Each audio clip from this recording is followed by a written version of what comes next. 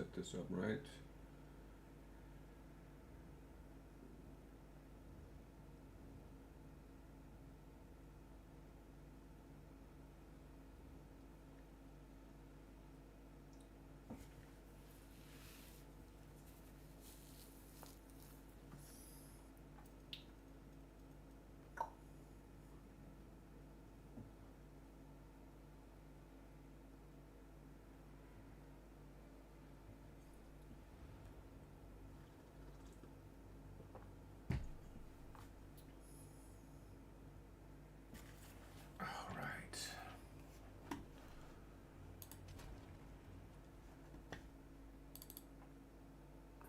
What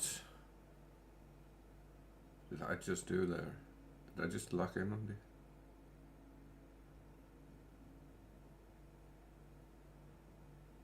No, right?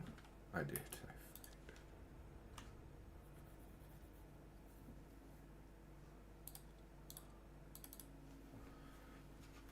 Okay, 1 sec.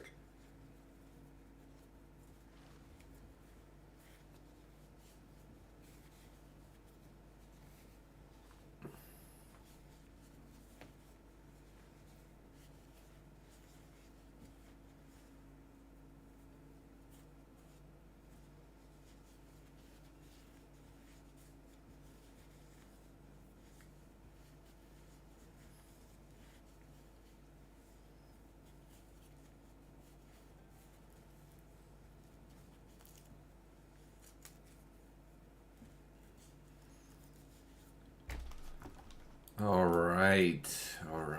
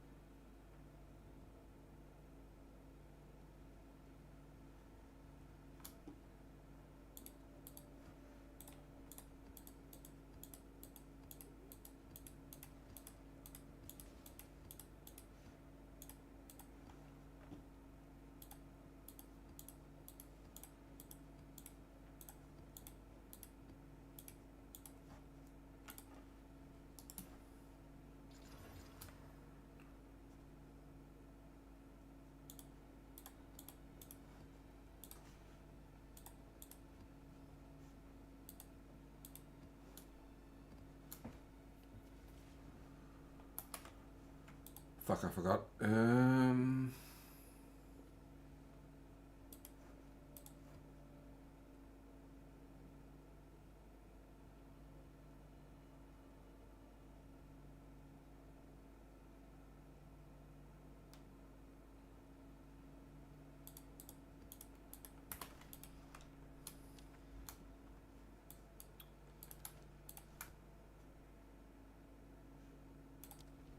Okay.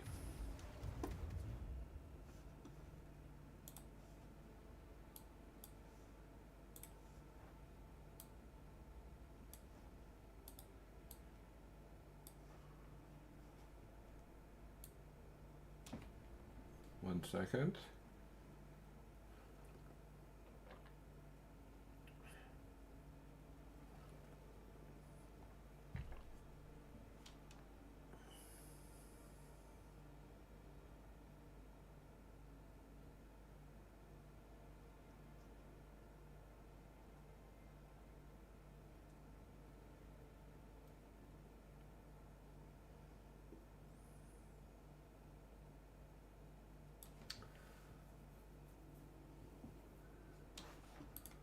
I see that there's a new update coming. I gotta read that.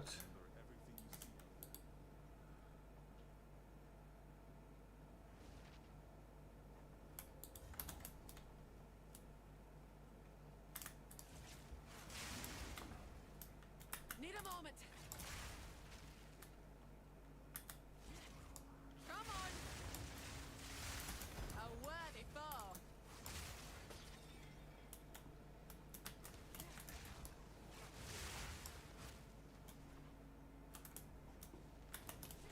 Lightning strikes twice.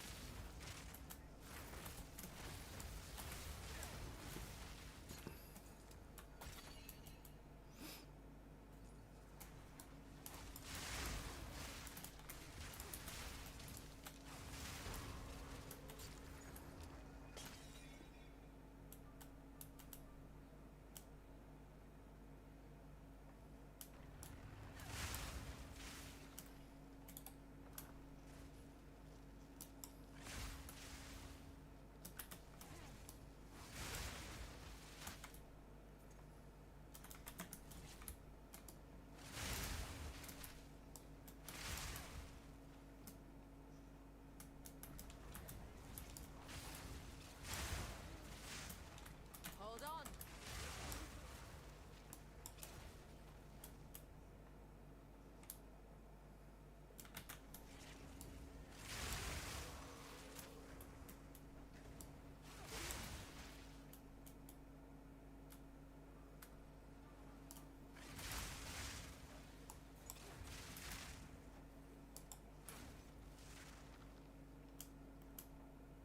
I am done with that roll amount though. I'm not gonna lie, that shit is over. It's done. I'm never going back to using that.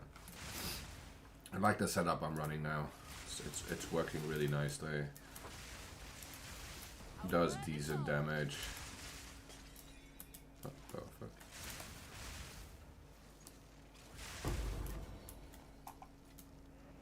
Now we're talking. It's been taking me a while to figure this Amazon out, to get it to a point where I'm semi-happy with the damage output. Still kind of salty about this being basically the #1 build right now. Hold on. And there's just nothing else out there that can compare. Well, that's not fully true, but there's nothing out there that is as fucking extreme as this is.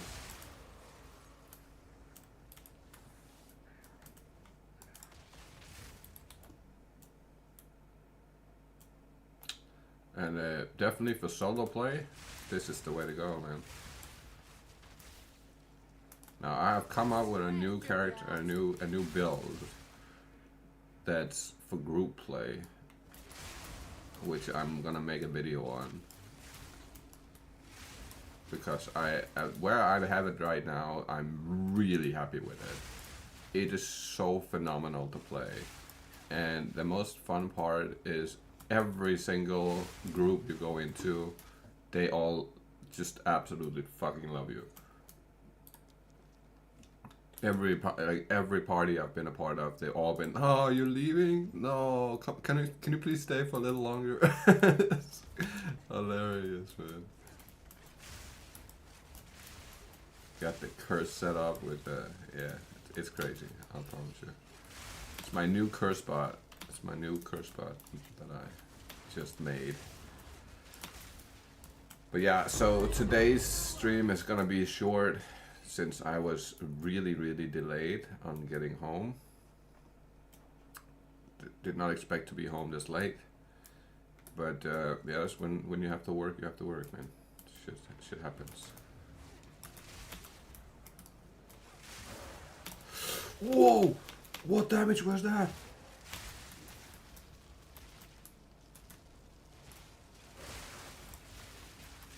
Hold on. Why is it not killing them? What the fuck is happening?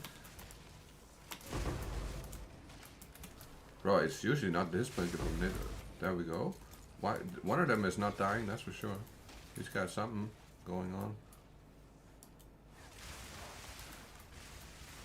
Wait.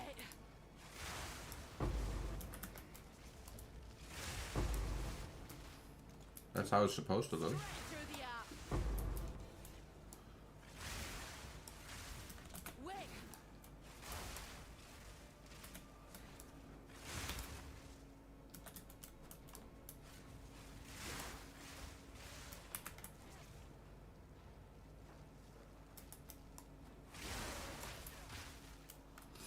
Nice. That is, however, a fucking update I cannot hate on, is the update to how they drop the splinters now. Oh my god, what a fucking quality of life improvement. So they haven't fully lost their minds in GGG, but it's certainly starting to look like there's some things that are being hella neglected here. I really wish that they would change some gameplay issues and not just go change up loot, because that's such an easy fix, changing the loot. And it really doesn't matter if it's too little or too much loot right now, in my opinion. What really matters is the gameplay loop being absolutely the most enjoyable it can be. And with all the stun and all the bullshit going on right now, it's just not that enjoyable. Having the bugged out rituals and all this stuff, it's not good, man. Lightning strikes twice. Losing all your progress on your Atlas because of a bug is so annoying. And it's been going on for many, many weeks now, and I feel like that should be addressed like early on. That's one of the first things, basically. Almost a challenge. I feel like just leaving it be for now and then basically only going for the loot situation, it was not a great choice.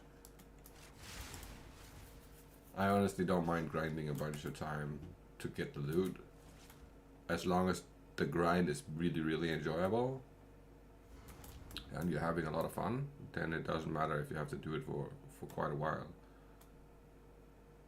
But if it feels tedious and horrible and bad, then doing it for any amount of times feel like terrible, right? Okay, I'm gonna have to swap here because this boss, I don't want to do this boss with this here.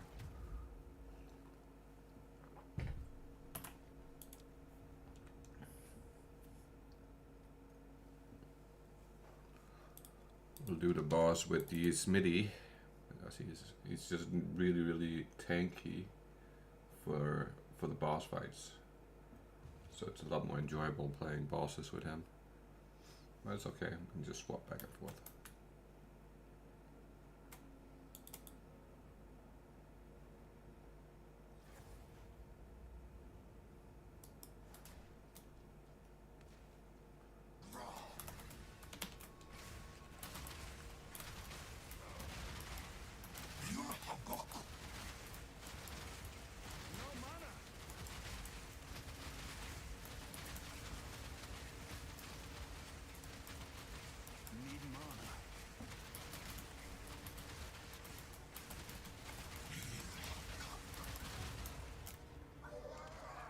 Nice and easy.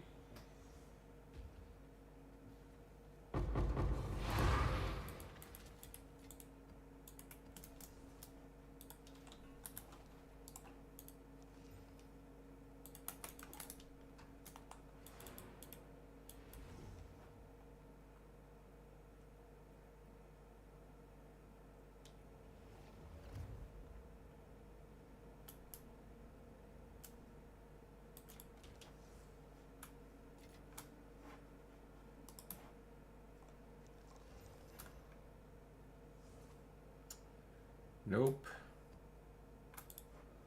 Pretty shitty. Pretty shitty. Pretty shitty.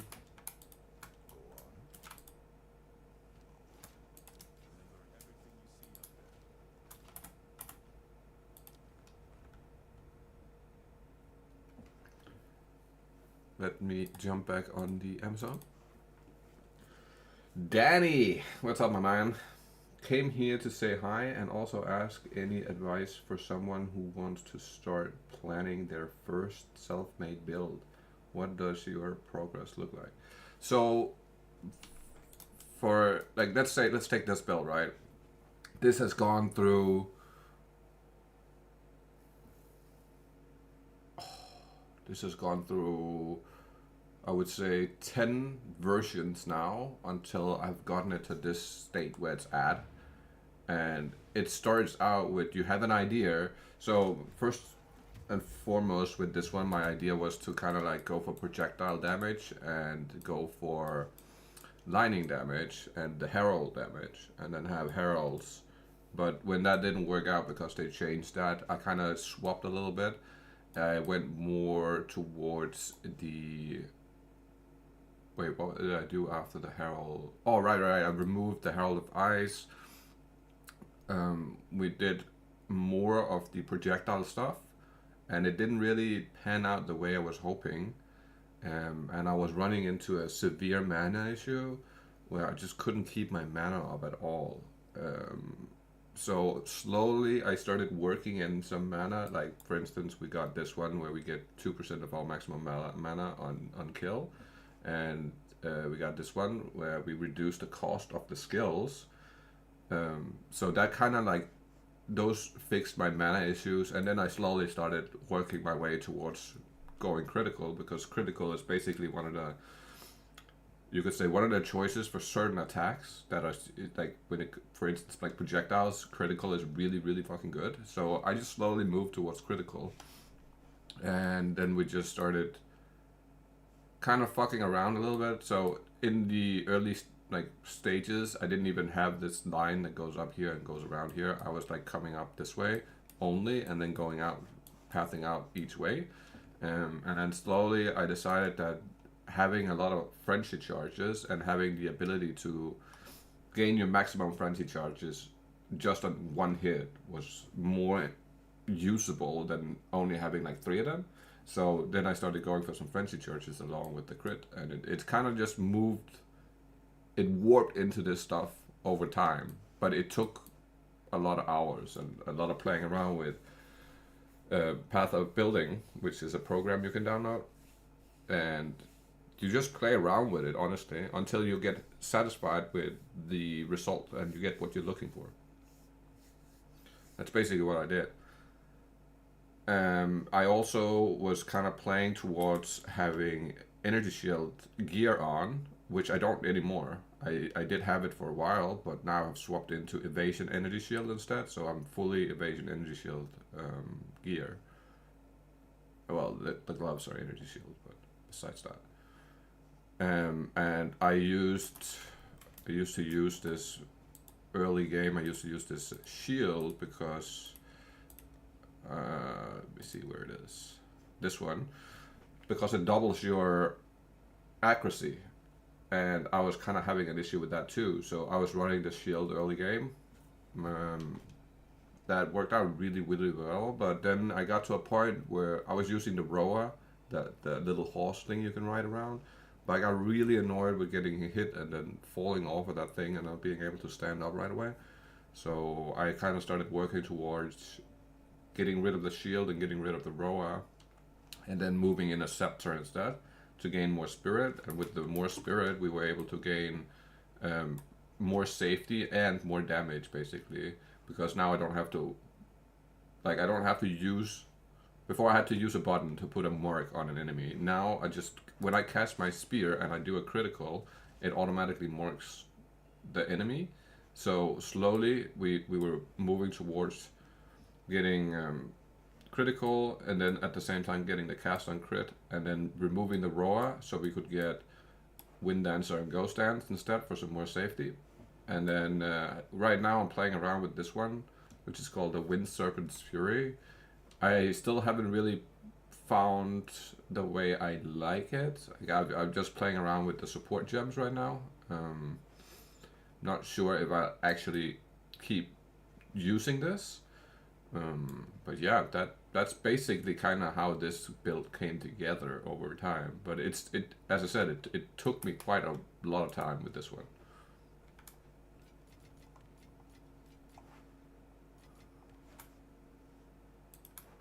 It's not like I have a tactician, which I didn't spend nearly as much time on building, but I just built a bunch of different versions of him, and until I found like a spot where I was really happy with it.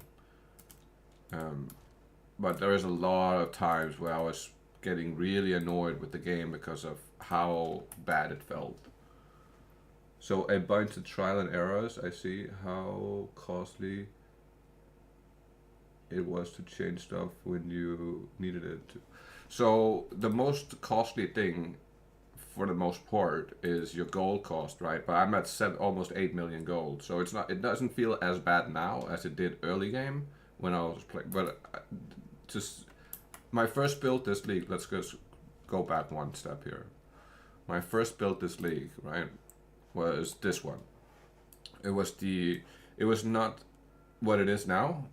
This is another streamer's build called Cicerin, but it was in the early stages. If we go to my standard here, Warbringer, this was the build I started playing this league with because I knew this build would be very useful. It works really well, and this is basically the entire build, right? You just walk around like this and you shout, and this ring pushes all the enemies away while hurting them. So I just did this build to start with, get my money up, get some gear up, do like all the basics, and then after having done all the basics and everything was like, I had some money, I had like almost 2 million gold, I had a bunch of gear in the stash, right? Like I had just had a bunch of random shit in here. Then I started working towards, okay, now I want to like make my own build. So this one is, as I said, this is not my build. These are all my builds, right? Like this is just stuff I made myself. And this is absolute my favorite right now. I'm not going to go into details on this one because I'm making a video on it, so I'm not going to go too harsh in that one. Then we have this one, which is kind of in that trial and error stage right now, right? Like where I'm just not entirely sure what to do, what the next step is. So I'm just trying a bunch of shit out, right? So right now, this is basically built around thorns. And yeah, I'm just playing around with it. I'm just trying to figure out how I'm going to get the thorns damage high enough to where I can actually like use it in a proper way, you could say. So everything you see right now is like, as you can see, the tree is looking really fucked up. Everything is looking quite weird because it's still I'm still testing stuff. I'm still trying to figure out which parts I like the most, which stuff is like, this is not working out. So I just now split into bleed, and it doesn't work the way I thought it would. So I'm not sure if I'll stay with the bleed. I did the Herald of Blood as well, just to like test it out to see how it feels. But it's hard. Do you usually start building around a skill or a specific unique or something else? So at times it can be a skill. At other times it can be an item. You find an item, for instance, with this one, I got, I got this helmet and I got something else. Not that. Oh yeah, right. I got the boots and the helmet. And the helmet was like, thorns can retaliate against all hits. And then the boots was 100% increased thorns damage. So I was like, let me just figure out if there's a way to build a build around these items, right? And I had this shield laying around too, which I never used before because it's kind of a weird shield. But what it does, it doubles the power of the enemies, which is basically adds to the modifiers to how much loot you drop and stuff like that. So I was just playing around with that shield, but I'm not going to be using this for sure. Like this was just a test to kind of see what it would feel like. But I'm 100% not going to be using this on this build. I'm probably going to swap the shield to something different. But that's just it comes down to sometimes you find something and you really like what you find, or it can also with the Amazon. It was like I just ran around on an Amazon that was using a bow and gas arrow and a couple of other things in the very early stages, and then I saw somebody playing on a lightning spear,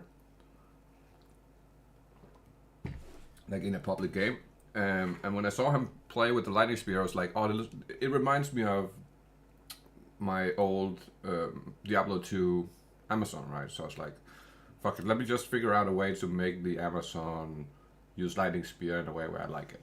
And then that's basically how I started going from the leveling. Well, usually there's always a way to level your character through the campaign and early maps, and then from that point you want to swap into your real build, right? So you usually don't want to use the skill that you're using, the skill and the gear you're using in the early stages. You don't want to be using that in endgame, for the most part. That's at least how, for the most part. There's some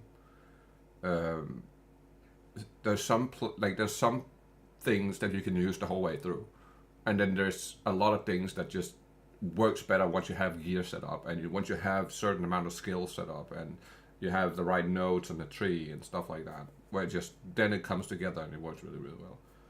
Hey Knight, what's up, brother? How are you doing? For this is, I'm working on safety right now with this build. It's still not complete. It's still kind of in the test stage where I found what I like about, or like you could say, like I found a place where I like the damage. Have you seen the 021 post? I haven't read it. I saw that they put out a post. I've opened it, but I have not read it yet. I am gonna read it, but I am not right now. I'm thinking I'm gonna just make a video on it or something like that. We will be getting 326 name reveal next week as well. Oh shit, I can't wait with that. That sounds fucking awesome. But yeah, I'm gonna make a video on my tactician, and I'm gonna make a video on a new update. So we're definitely doing that. But like with this build specifically, I'm really happy with the damage. Let's see if we can find an enemy.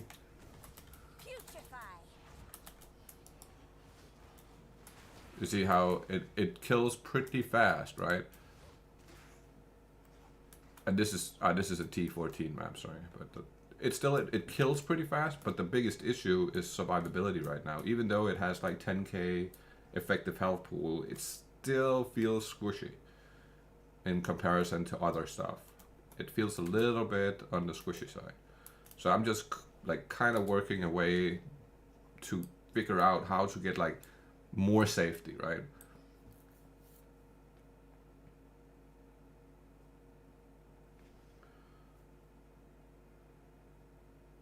This sounds like good tips and food for thought. I think I'll try my first one today, either here or on PoE 1. I have a bunch of currency. Oh, so here's the thing, right, Danny? Like with the PoE 1 situation, I have never made my own build because it's just, there's too much stuff in there, and I just started playing the game. So I have only played PoE 1 for around a year, and all my builds on PoE 1 is just straight up, I copied somebody else's build, and then I might have changed a couple of things on it. Like I have, like, what would be a good example? Let me think.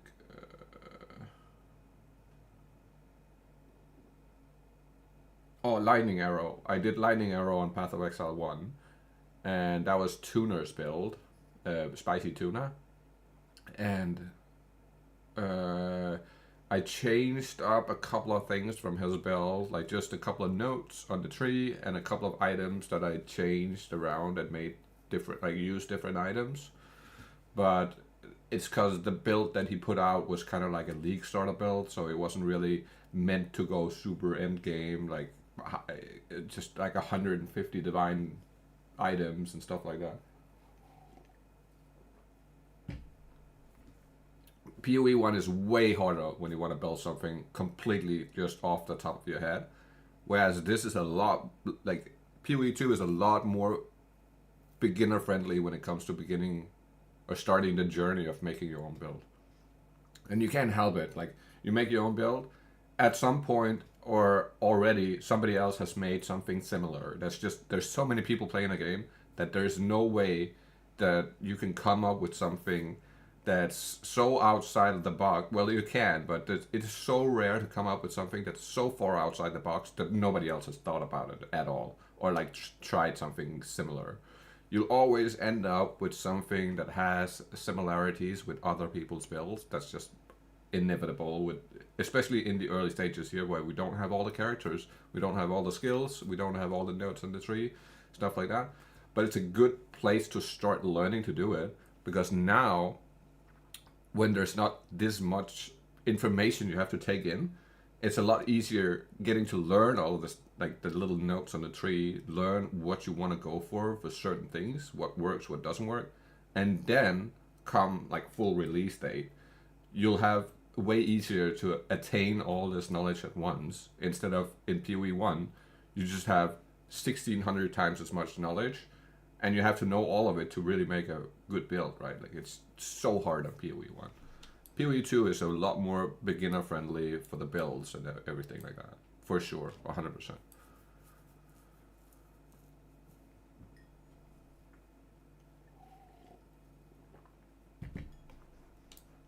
So my next, I think what I'm gonna do next here is I'm gonna definitely go for this dual socket down here, because we want to get more ES, and I don't know, I think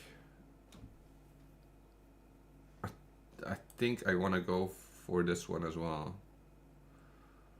I already started pathing towards it, but I'm pretty sure I'm going for this one, and then the dual socket to get more ES, and then whenever I feel like everything is right, then we'll take this skill. But right now it's not, I'm not happy with where the regen and everything is at.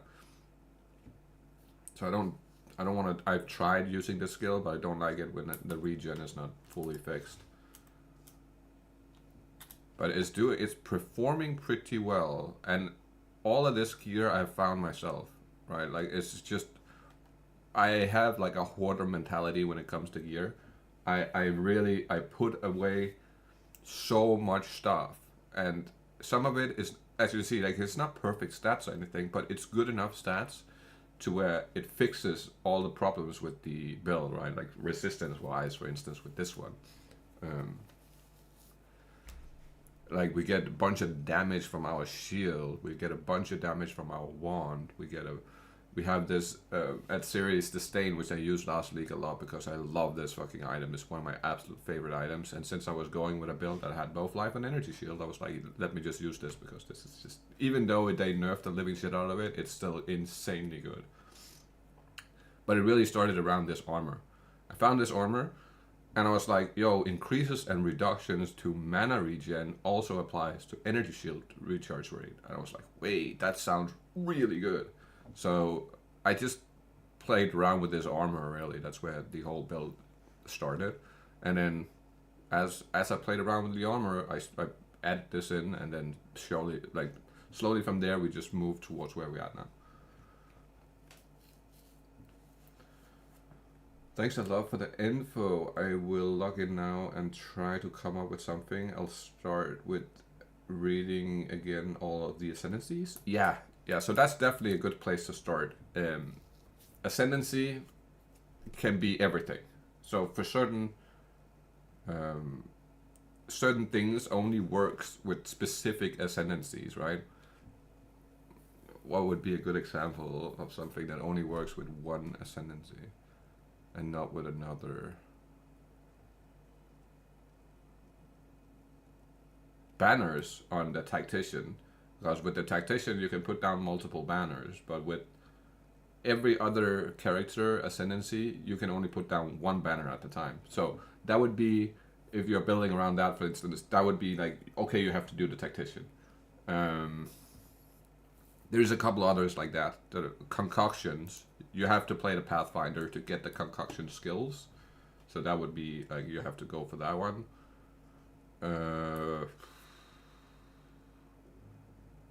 What do we have that are like that elsewhere?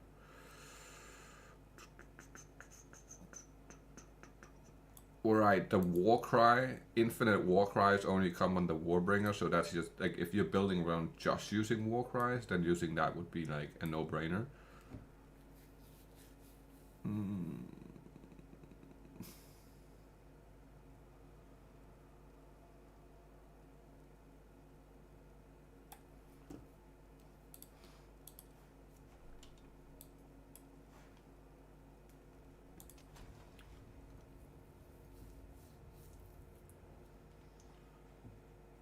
But if you have something in mind, like a skill you want to use, or if you have some gear in mind that you want to use, then taking that into like account and then kind of like moving towards an ascendancy using those specific things is the way to go.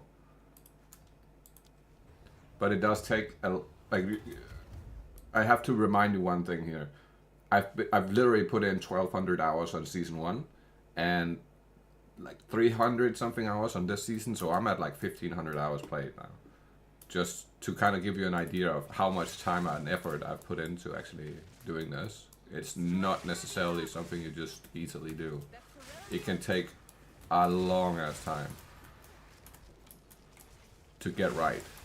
That's, you can definitely figure out some stuff that you like, but getting everything set up in a way where it just feels really, really good and right, that can take a lot of time and effort for sure.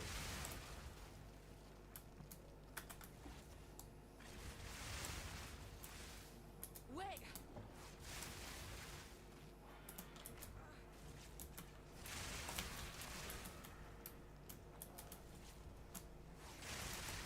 A clean kill.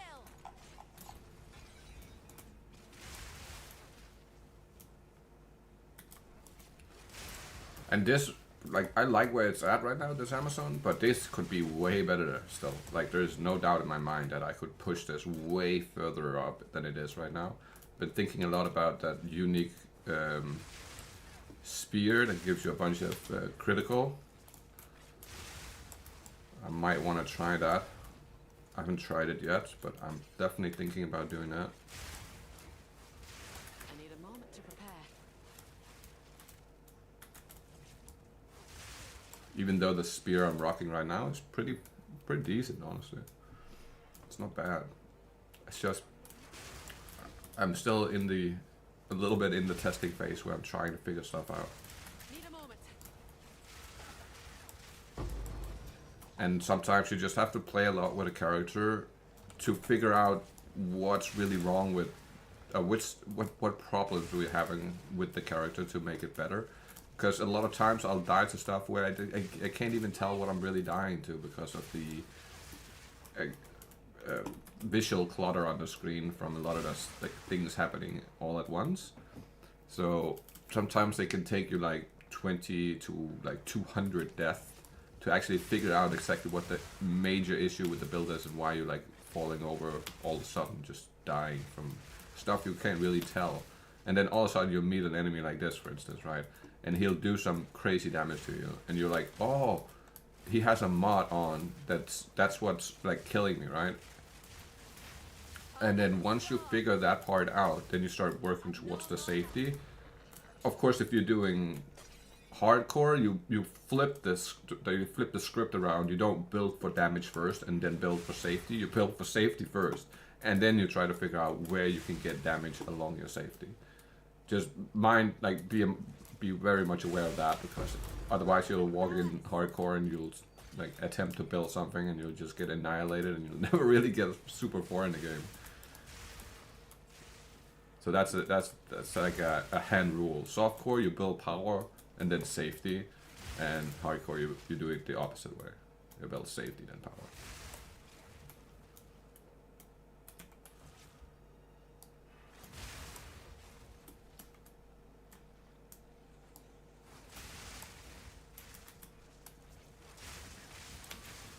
Need more time.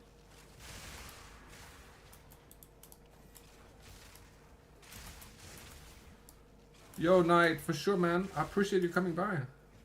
Don't have much time these days. I understand, man. I literally had no time today myself. I had to help my buddy move into his new apartment, so we were doing that last night till super late, and then all day today, man. I didn't expect it to take that long. I really didn't. So that's why we're only gonna have like a super short stream. I'm only gonna stream for another hour or so before I gotta jump off. I gotta cook some dinner. I got a couple other things I gotta take care of. But I'll jump on tomorrow and I'll do like a proper stream tomorrow. So that way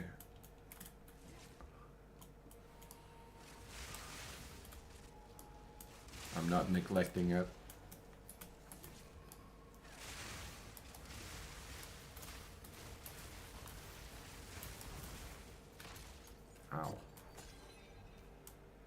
What? I thought it attached itself to that guy. Okay, it did not.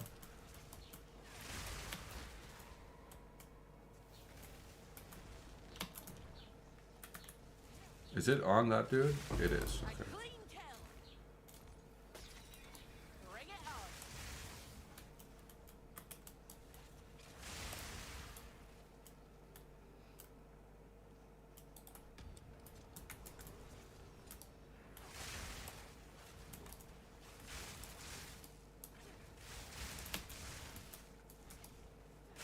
But yeah, have a really good day, Knight. I really hope you have a good day. And I'll for sure catch you later.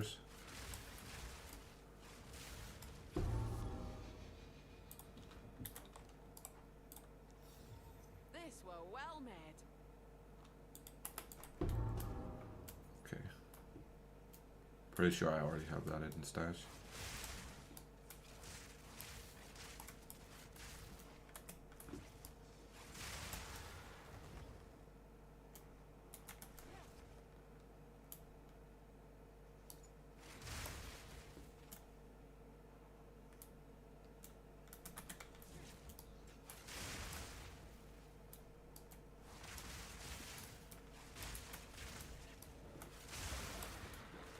Straight through the art.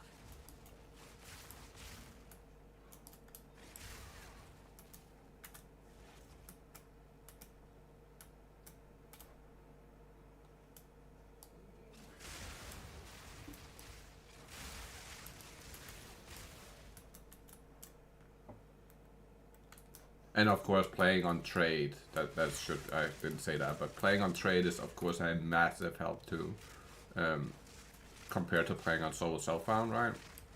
Just because solo self-found, you would have to neglect certain things, like certain gear aspects will have to be neglected because you just won't be able to find that specific item that you really wanted with the right, or like in the right type of item, I should say, the right base type, right? So sometimes you'll have to settle for like a lesser base type just to basically make the build work because you need the resistance or the stats or whatever it might be. So sometimes you just have to settle.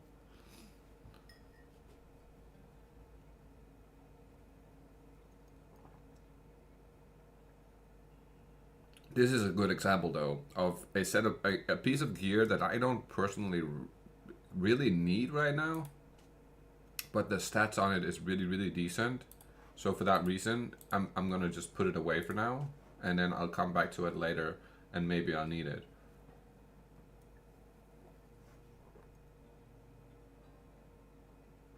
And that's basically how I play the game right now. It's just I put away so much stuff that I really don't need. If we look through every tab here, you'll notice that it's all full of just random gear because it has like certain stats on it. And right now, with how the game is set up, it's not like PoE 1 where we just walk up to the crafting bench and craft whatever we need on it.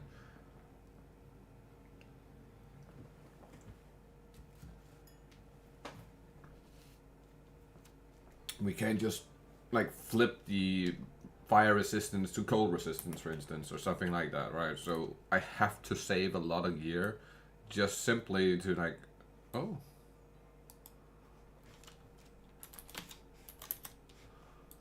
Just simply to not like get stuck sometimes, because that's usually that's.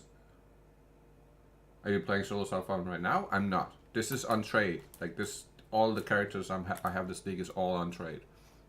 Now, even though it's on trade, if like I don't have like a whole lot of divines or anything like that, I just usually I have all the gear in my stash, so it's not like I need the divines, right? To go trade for, but sometimes you wanna get a specific item and you just don't have it, right? What would be a good example? Oh, right, this ring would be actually a good example that I bought yesterday. So I bought this ring for like 40 chaos, or not chaos, exalts. And it's only because it had like the chaos resistance on it, and the all resistance and the rarity and the fire damage. So I was thinking, oh my god, this is perfect for the ballista build that's using fire damage, right? But then when I got it, I kind of needed some more chaos resistance here. As you see, I'm only at 44. I could definitely do better here. And I was like, let me just put it on this character real quick, because the ring I already had on had like 10 or 15 chaos res or something. So putting this one on just gave me like another 20 on top of it. But I rarely do trades. I rarely sell items and I rarely buy items. Like in here, even though there's items in here, a lot of them aren't actually up for sale, right? There's a couple that are up for sale that I don't personally need, but most of them is not even up for sale or anything.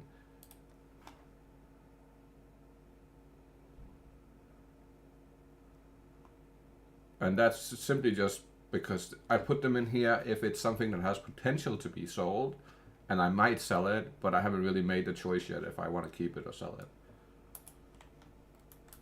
So I try to just grind out the gear instead, honestly. That's usually what I do for the most part.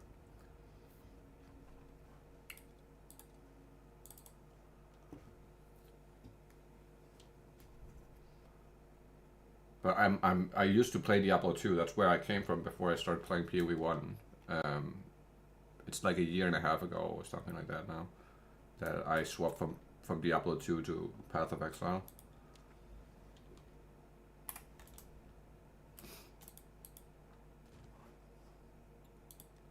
And on Diablo 2, I used to be like top of the leaderboards. I used to have like the best builds in the game, basically.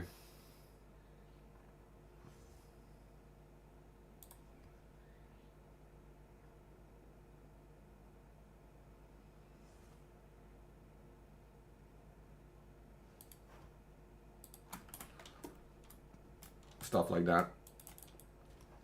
So I'm no stranger to like having to grind a lot and do shit like that. If you want to be at the top of the leaderboards in Diablo 2, you're competing against bots and you're competing against like just straight up maniacs.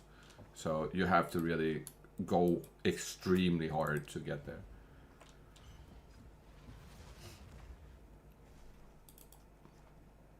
But I will say that I used to have a team on Diablo 2 where I would like play. We had a full team of guys that we all play together every league, and we would all be like top 10 on the leaderboards and stuff like that. So.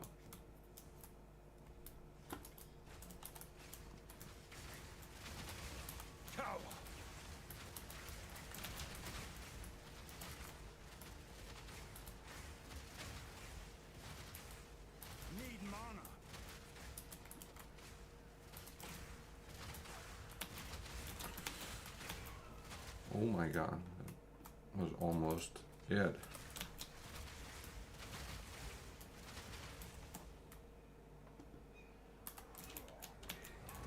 See, that's what they need to fix. They need to fix the stuns on the white mobs. They need to remove that.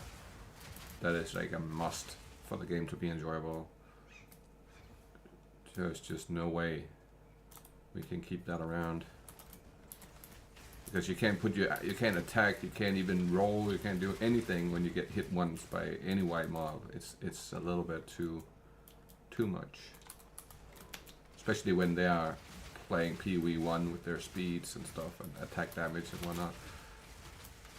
It's just not that fun.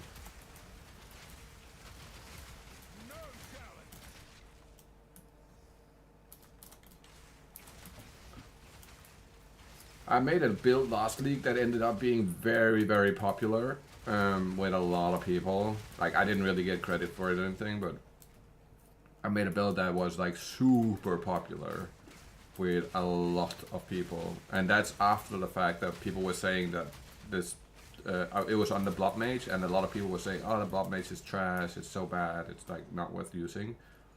And I was like, oh man, I gotta figure out a way to use this character in a way where it just feels so much better than anything else. Oh my, I can't even move out of it. Jesus Christ. His attack speed was so high that he could just keep me stunned without me being able to roll backwards.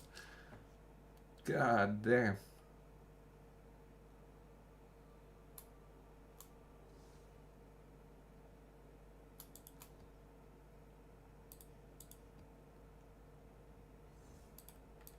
See, they fixing loot, alright, but that just doesn't matter when you have stuns like that.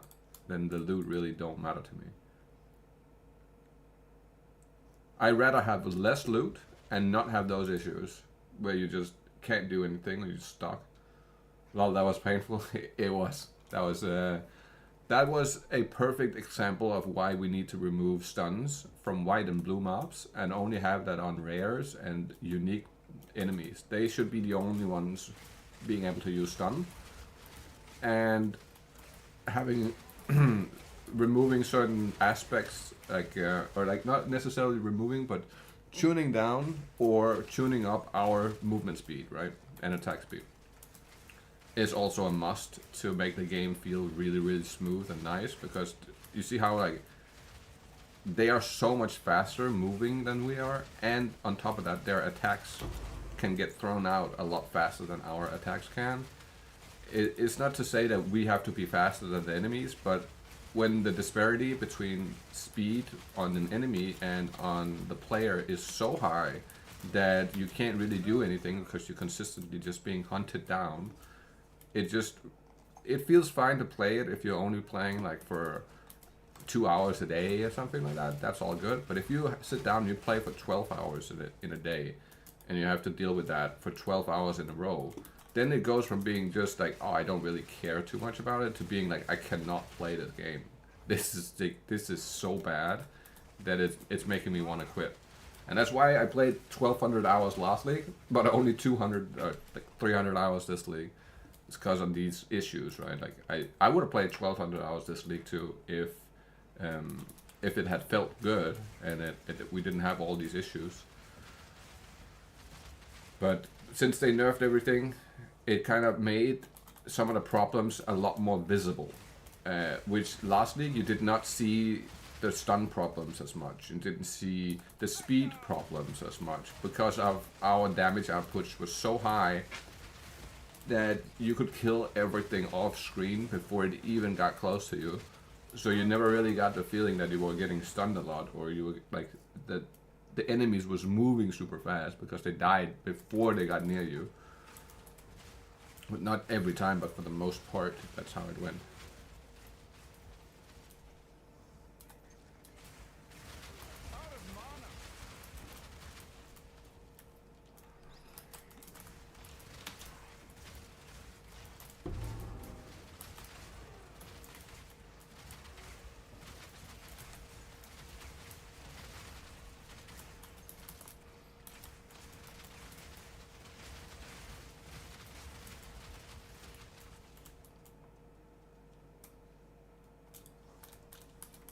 So it's both a good thing and a bad thing that they nerfed everything. It's good for figuring out what's wrong with the enemy archetypes and stuff like that. And it's bad for the enjoyment of playing the game. So it's like a double-edged sword, basically. It had some positives to it, but it certainly came with a lot of negatives too.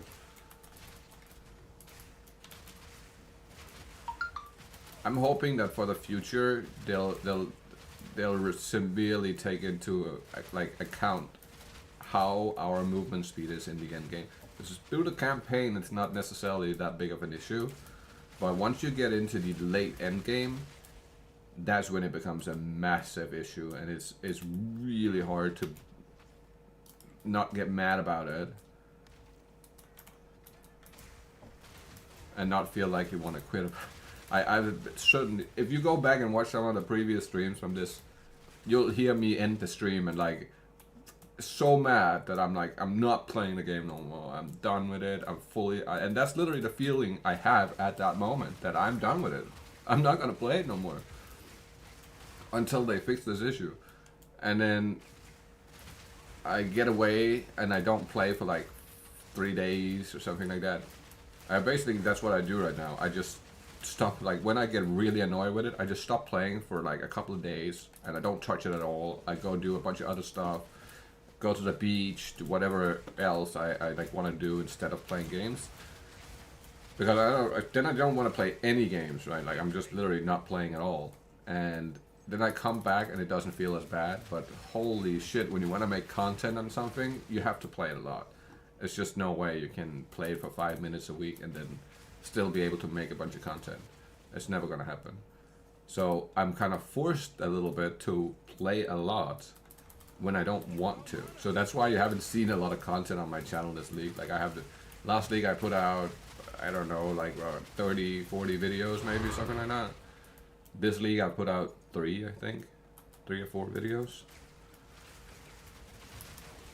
It just hasn't been enjoyable enough to where I could like create content on it. I've been frustrated, and I've been on the edge of giving up on the game for quite a long time now. Ever since that update. I'm trying every time to change my mentality about it. Oh, it's only early access. Oh, we need to give them time. But the more I do that, and the less I see them address the things that are, oh my god. See, this is an item you find randomly, right? You see how fucking good this item is? This is insanely good, right? 4 skills is max. 100 chaos damage, that's pretty close to being, oh, it's T7. Okay, but that's pretty darn close to being perfect. Extra damage as lightning, really good when it's above 20. And then intelligence. Now, if we can hit spell damage and cast speed on this one, we are in, like, that is legit perfect for the chaos lich that we are working on. Ah, it gave us a shitty mana roll. That sucks. Another shitty mana roll, of course. But stuff like that, right? You find it. This is still an upgrade. This is still an upgrade. Goddamn nice upgrade, for sure. There's like no discussion here. This is insane. Price check it. We can, but 1 second. I'm not gonna sell it. I'll save it and use it for my that one. Let's see, what's the skill? 101 chaos.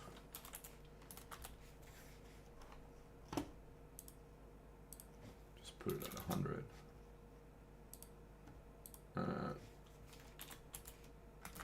4 chaos skills.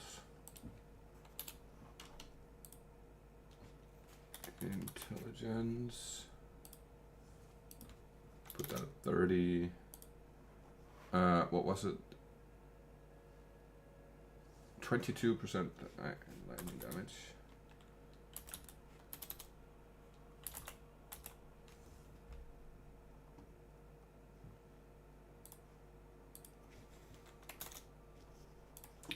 Let's put those 4 stats in. That's the ones that matter. So it's like a divine, roughly.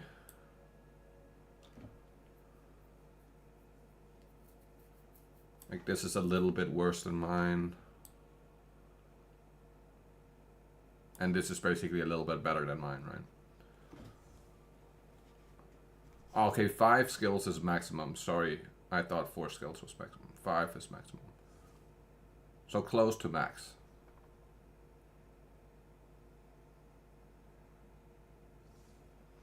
Wow, this is pretty darn close to mine too, though. It has a little bit more chaos, less lightning, and 1 more skill. And that's 40 div. Fucking hell. So not bad, honestly, right? Like, we could easily continue crafting on this one. So what I would do here to better this is I would get the omens, and the omens that can remove your lowest tier modifier as a suffix or a prefix, and you do that, you remove the mana, and you remove the mana on the second one, right, on the suffix as well, and you just slam it again basically and hope for the best. And then if you're lucky enough, you'll hit, like, spell damage would be number 1 here, right? Like, if we could hit like 100 spell damage instead of the 31 mana, and then get like 30-ish cast speed, oh my god, this one would be outrageous in the price. Even though it's only, like, it's less than 5 skills, right? It would still be outrageous pricing.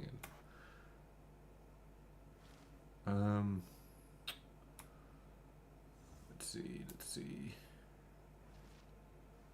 But that's why I literally pick up everything. I pick up absolutely everything, and I slam everything to kind of like try and hit something that's really, really worth keeping. And for this one, so I bought this weapon for 1 divine, but I used to have, this is what I used beforehand. It's just ever slightly better, this one. Just slightly better. And then the rest of it I found. I haven't bought as well. Technically I bought this armor as a white base with nothing on it.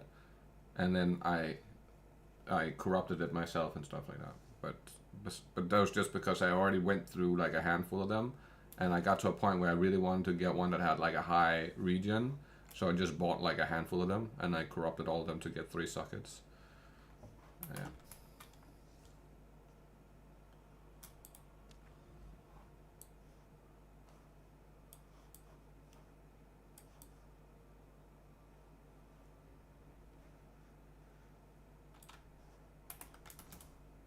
Oh, let's swap to the lightning. Still amazing find. It is. It was a really good find. It's one of those things that if you don't pick up everything, you're just never finding that stuff.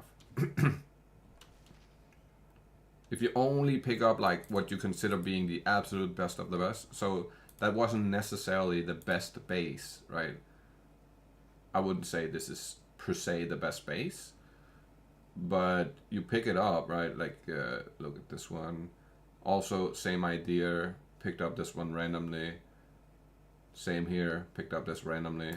Oh, that is a really good one too, because that's spell damage and mana in one. So that is a really good one, honestly. Right.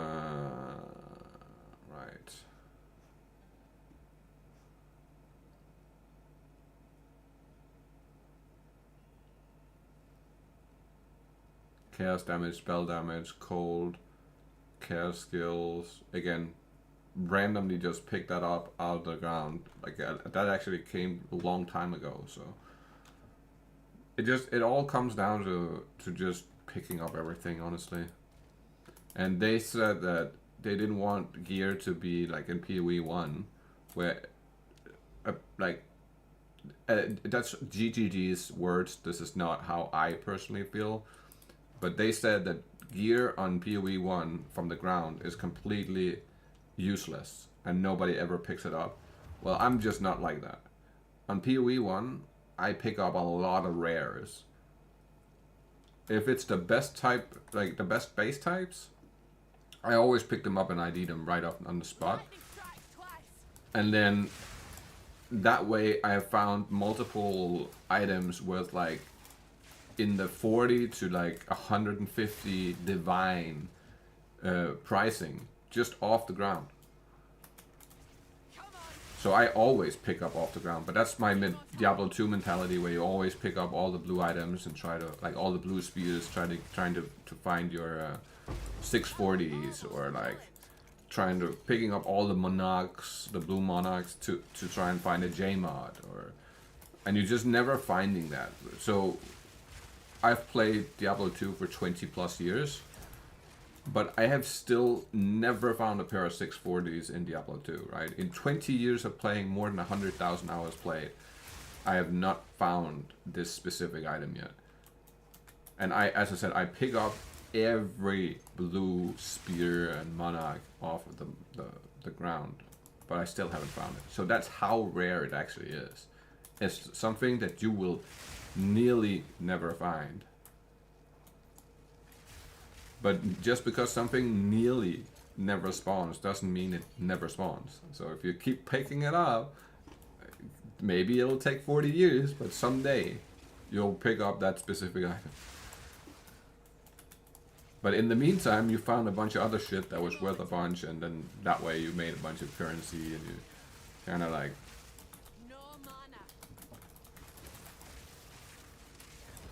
Holy shit.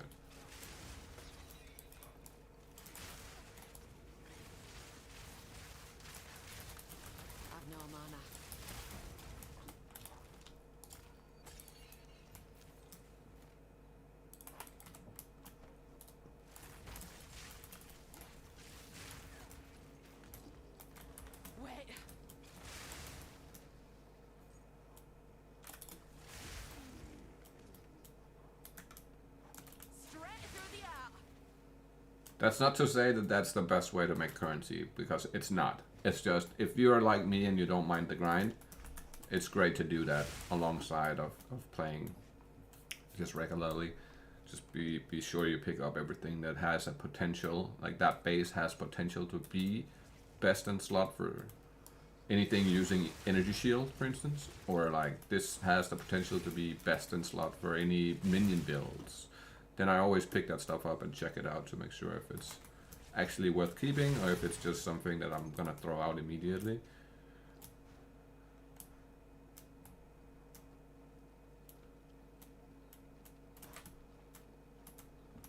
And you can customize your loot filter, so it helps a lot.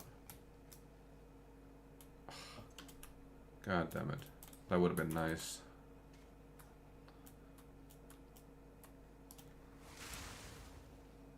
If it had better rolls, that would have been nice. Hold on.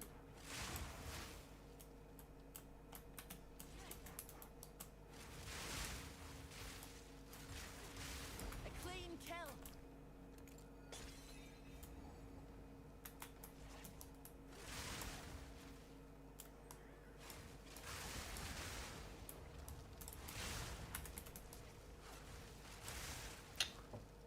Wow, I really missed that fucking big ass spider. God damn. It looked like I hit it though. The spear flew straight through it. This.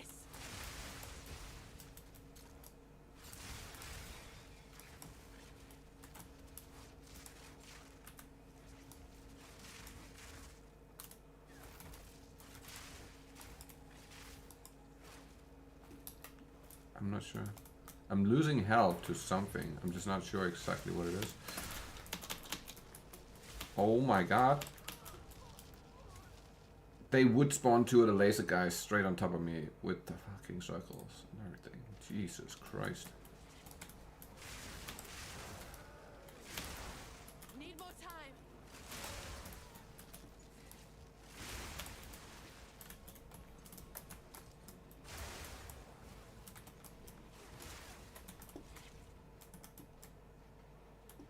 That was terrible that they spawned those right on top of me in a space where there was no movement, like no room for movement.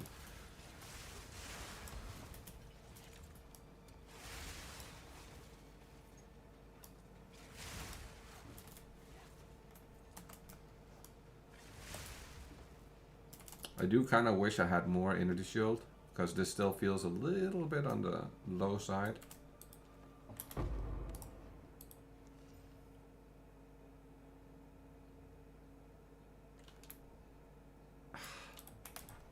Not worth keeping. And over time you'll start to kind of know all the stats on all the gear, like what is a high tier stat, so you don't always have to like alt it to see what tier the stats are. On Diablo I literally know, right, like because I played it for so long, that no matter what type of item I pick up off the ground to look at, I immediately know off the top of my head what's the absolute like max rank that this item can have, what's the top roll for the different mods and stuff like that, right? So that saves you an incredible amount of time just knowing that stuff, that you don't have to look it up and stuff like that. Challenge.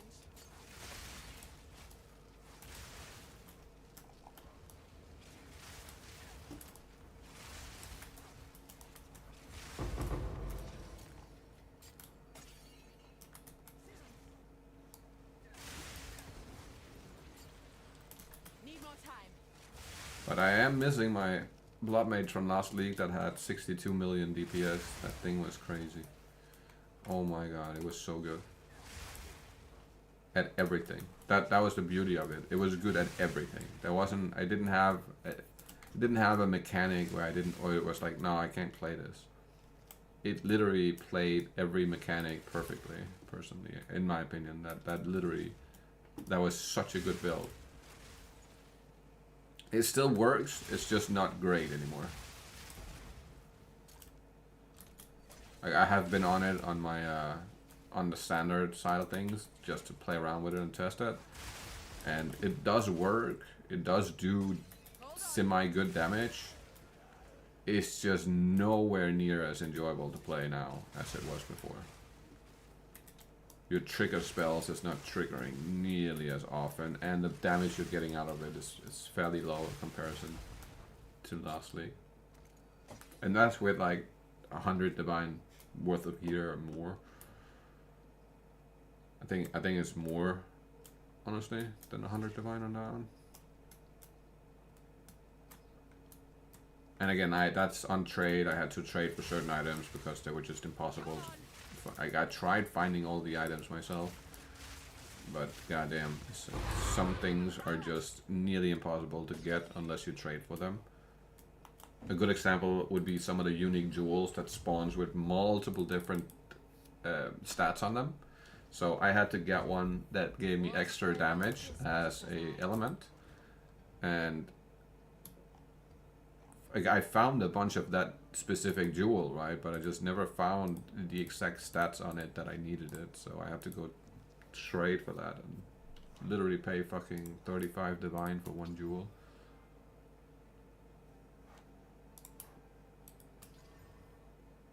That's just all over the place. And another thing is these, like the jewels, you always keep the jewels. And over time you'll accumulate like a fuck ton of them. And you'll just go to your Reforged bench and 3-to-1 them. And that way you'll make some decent ones as well. That also goes for certain base types, like if you're trying to make a specific item. So I'm trying to make a better version of my crossbow. So I always put these aside, right? This is a one from the Recombinator that but it's on the wrong base, right? It's a trick bow. It needs to be a Gemini. So that's what I'm working. Why it's like on there is just because I'm slowly working towards getting that over on the Gemini bow. That would be perfect.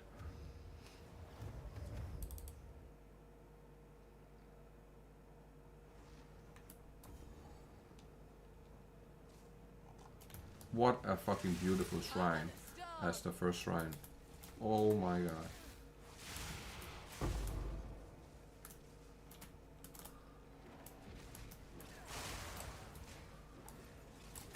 And the reason this shrine is so good is, and I did not know this in the beforehand, but I do now, is that the lightning damage this gives off affects your weapons as well.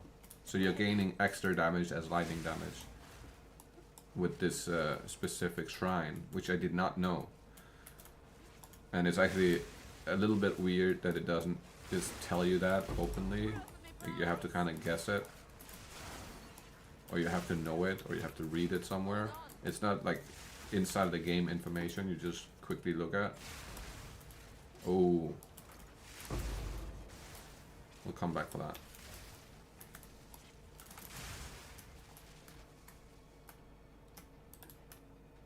Any tier 3 or above, you always pick up.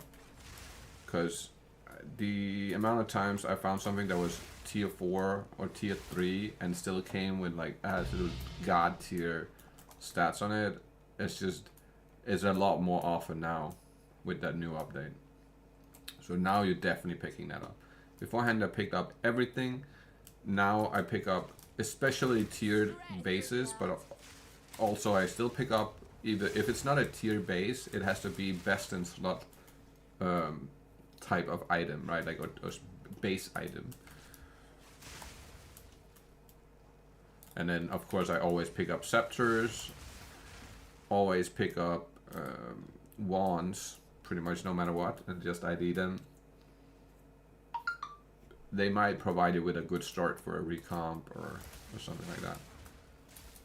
So it's absolutely worth just picking up nearly everything in those specific types of gear.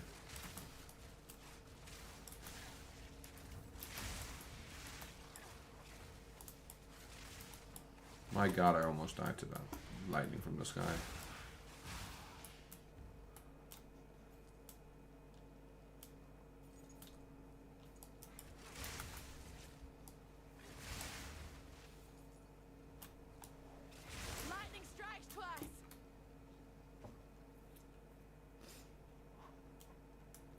so nice after we got the mark skills over on the cast and crit, so it's just automatically casting it. Oh, that has freed up a lot of pushing one button to like mark every single enemy to get your frenzy charges.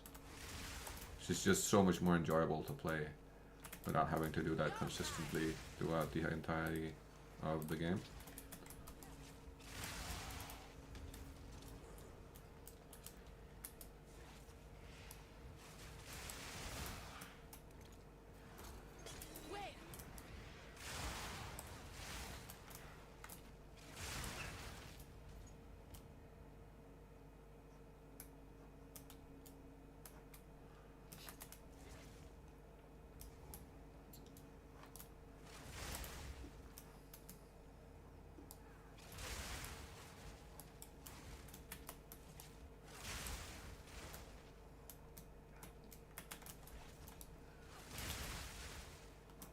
I always pick up the shimmering two-handed staves because they have Sigil of Power, and even the blue ones.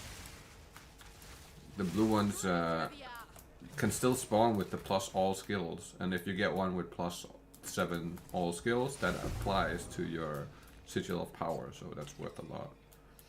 Hey Blast, my boy! My boy! How we doing? Hope all is well for it. Have a good day. Hey, you too, brother. You fucking too, man. I hope everything is well, and I hope the kiddo is doing well. And well, technically everything is well with me, but god damn, what a weekend I just had, man. My nephew fell down from a tree and broke his back in 2 places and ripped open his jaw, so he had to get stitches inside of his mouth to reattach the fucking, like basically reattach his jaw to the skin that keeps your teeth in your mouth, right? Like that's basically what he had to get. So it's been quite the weekend, man. Been fucking in. He's been in intensive care and shit. It's just been awful. And he's so young. He's like 13, right? So it's really fucked up that he has to stay in bed now for like a long time. Yeah, it's bad, bro. It's really sad.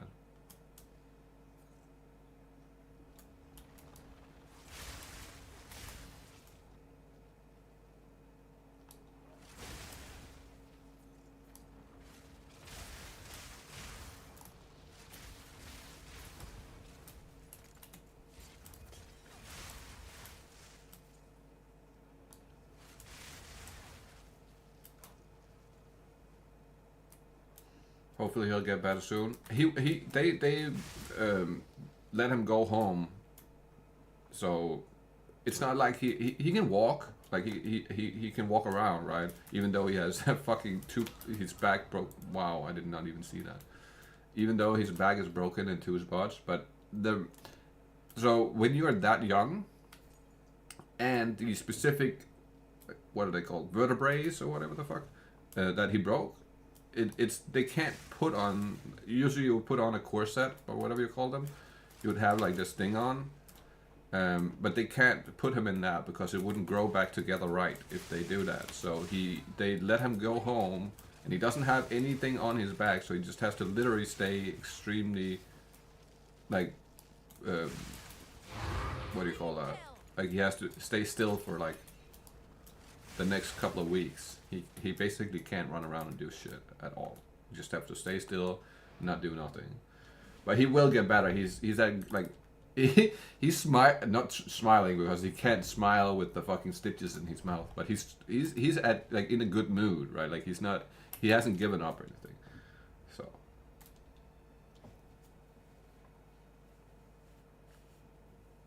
we're chilling. He's about to come over for like a month. Oh shit, hell yeah, Blast. That's fucking awesome.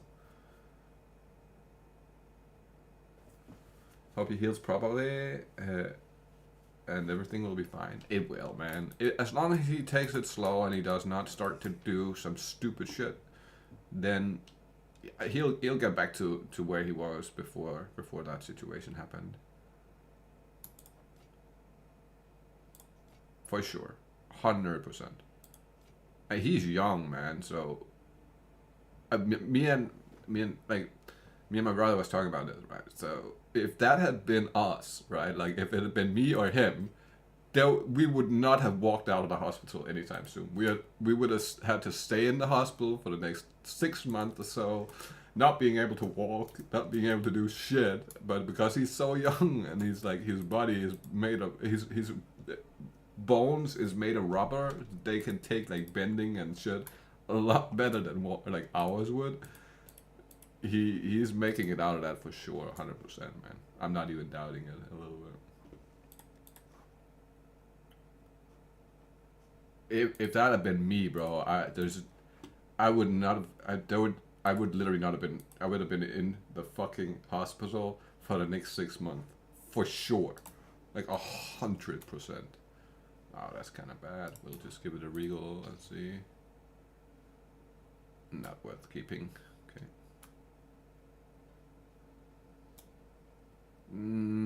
Not really worth it. That one is kind of interesting. Double rarity. Oh my god. That is really nice. That one, we're saving that one for sure. Let me just put it right here. 'Cause that one is going on the rarity bot for sure.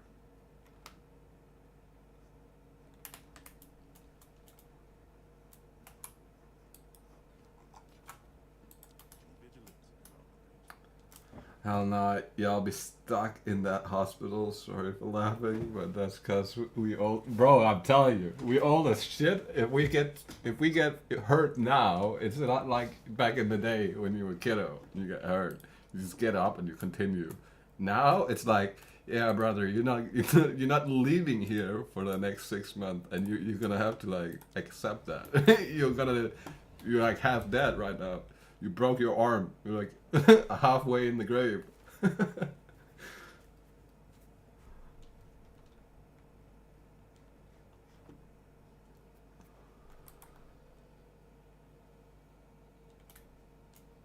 Oh my god.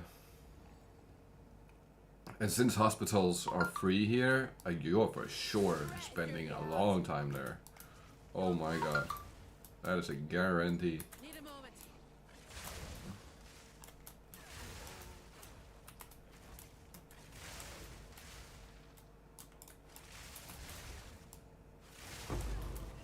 I'll take that. I will take that, because now we can literally go hit that. Nice.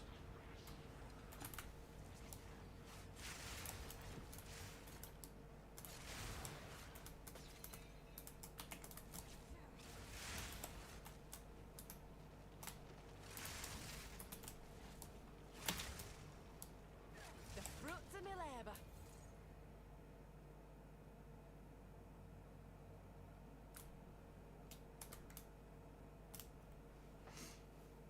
Hell nah, I almost face planted a few times hopping at the skate park.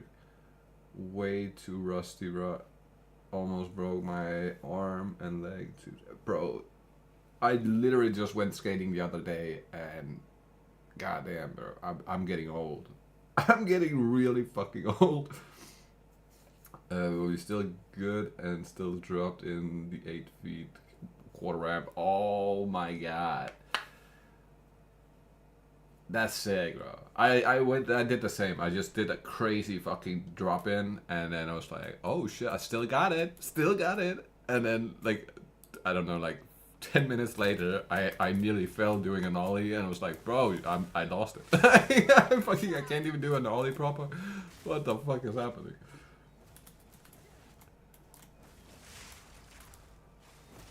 Wait.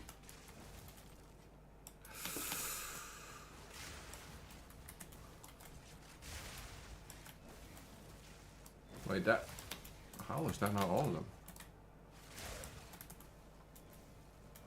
Wait.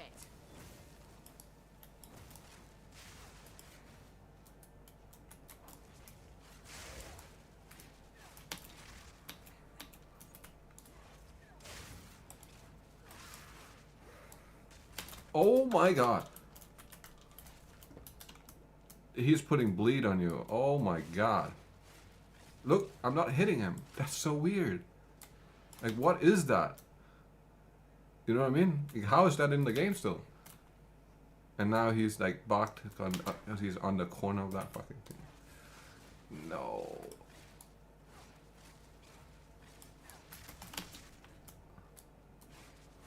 Like, what? What is that?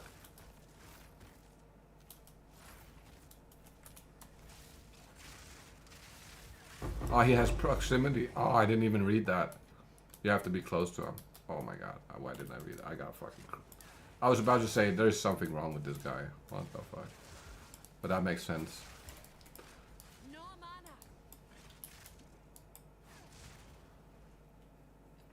Dropped in the 12 feet pool to... God damn. Well, that is some fucking crazy shit.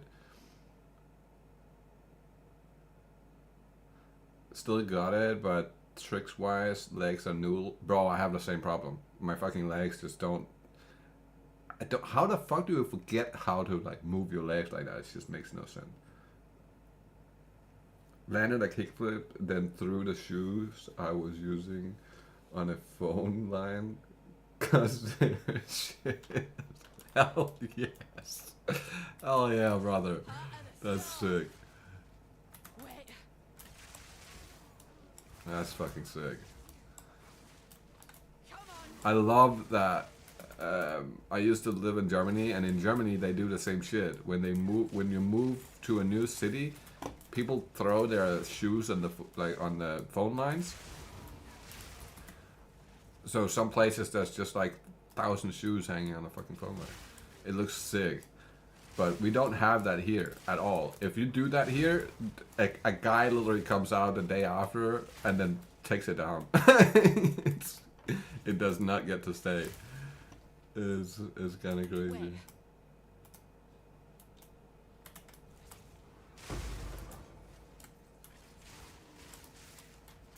Uh-oh. Proof of my prowess.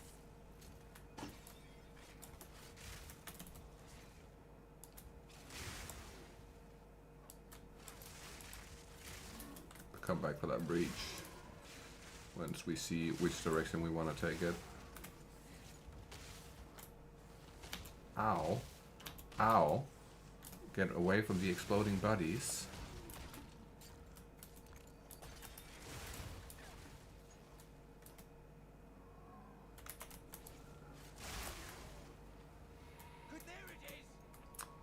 I landed a heel flip like on the when I was going to the ramps last time.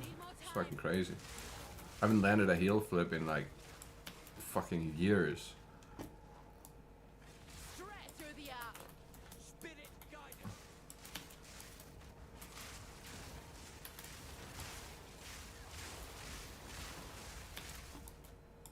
Oh my god, dude. Rathen's flaring. It's getting stronger. Almost there. Don't give up now. Wait. Why didn't it, it should have turned that guy into a... What the fuck? It should have turned that guy into a unique.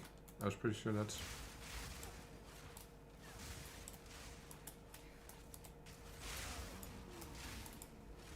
That was weird. A worthy foe.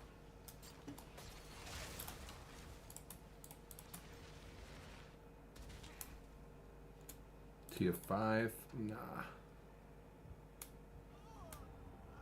I was standing in the fire? I could have sworn I was standing besides the fire, but okay.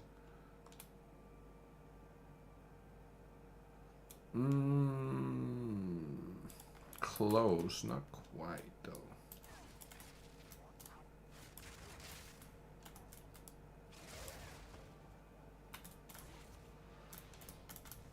There's definitely something up with some of the hitboxes on certain enemies. They just don't, they aren't right. Like you can very clearly hit an enemy sometimes and it just doesn't actually physically hit them. Which is, it's a little bit of a, it's problematic for a spear build, like this one where you're throwing your spears, or like a bow build or a spell build, those problems aren't necessarily that obvious. But once you're playing on a fucking warrior and you physically have to walk up to every enemy and hit them, oh my god, that shit is terrible.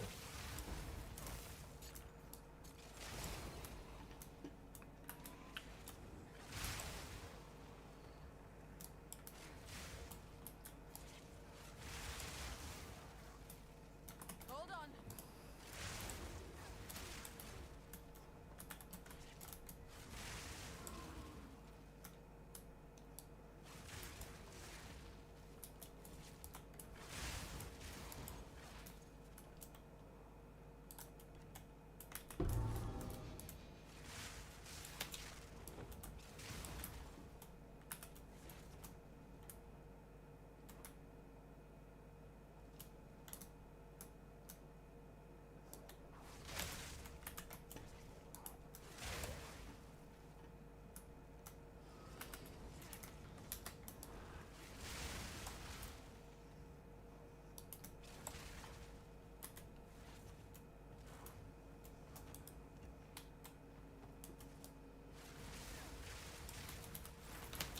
Oh, he got teleported.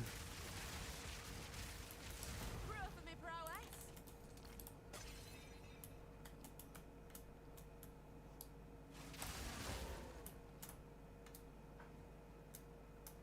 Pretty sure this connects over here. Not 100% though.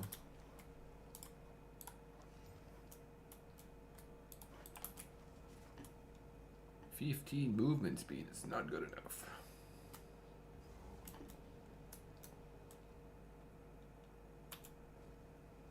Okay, so we definitely want to try and get over here if we can.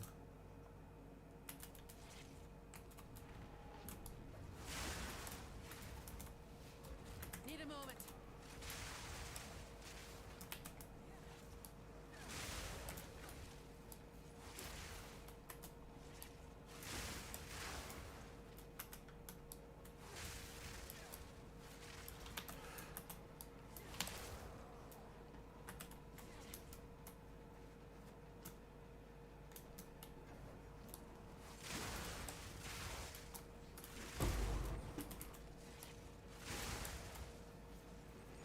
Need more time.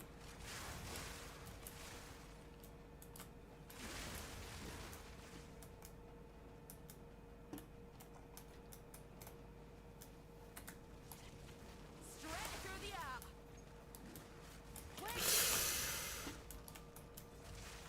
Oh, it's that guy with the electric bullshit. Ha, we didn't make it over here. Damn it.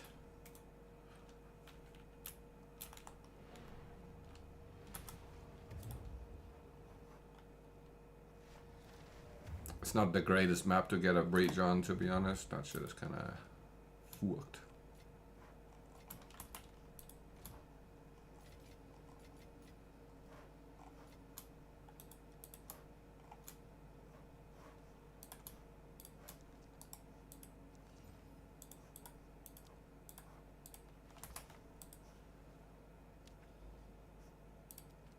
I forgot to put the tablets in. Oh my goodness, I was kind of wondering why there wasn't more mods on this stuff.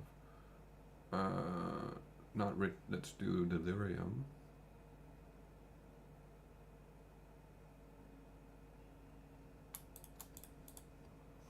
Delirium. Expedition.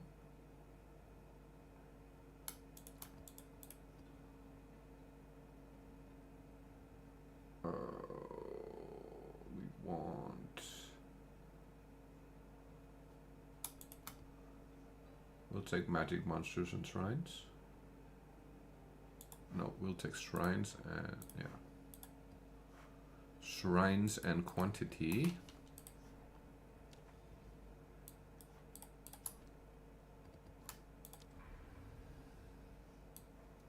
Nice. So another thing about this is when you're choosing up your maps, make sure that you see how there's like 3 fucking like towers right here. So this tower is for sure gonna affect some of these maps right here, right? This is gonna affect these maps right here. This might affect like the very far ones. So all the maps in this area right here in between these three towers, I don't want to run any of these. I want to only run the ones out here, like on the outside, outskirts, you could say. Something like this, for instance. These, right?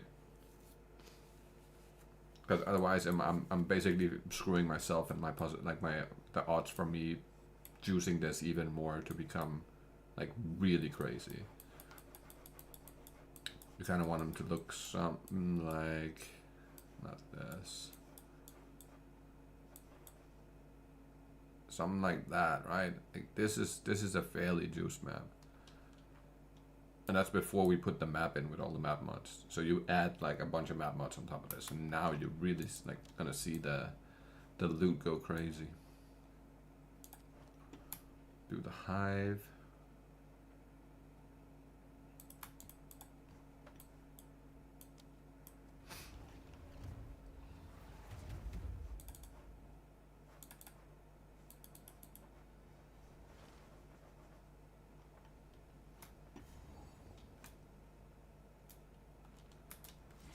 Part of the job.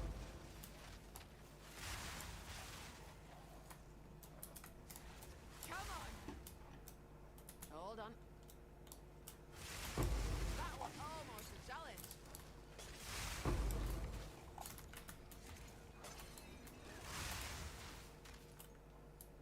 Need a moment.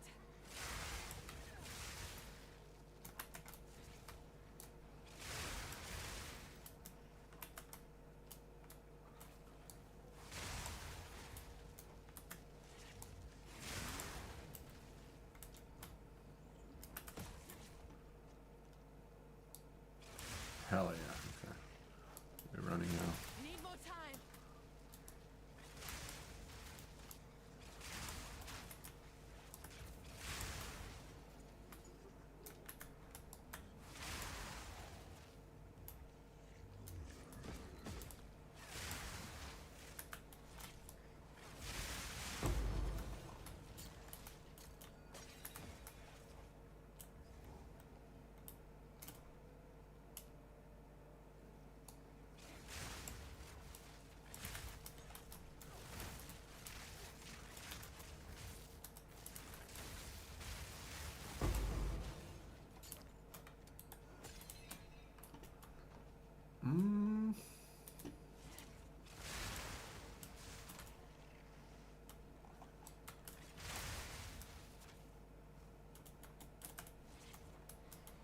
Straight through the art. Kind of hate when they spawn on top of you like that, so you can't move out. Like I wouldn't be able to roll or move out of that. On like the only reason I'm getting out of it is because of the crazy damage on the spears right now.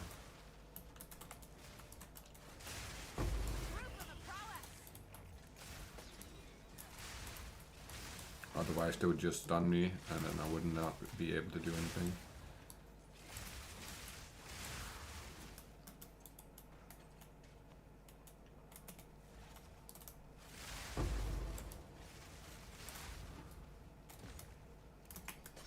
Need mana.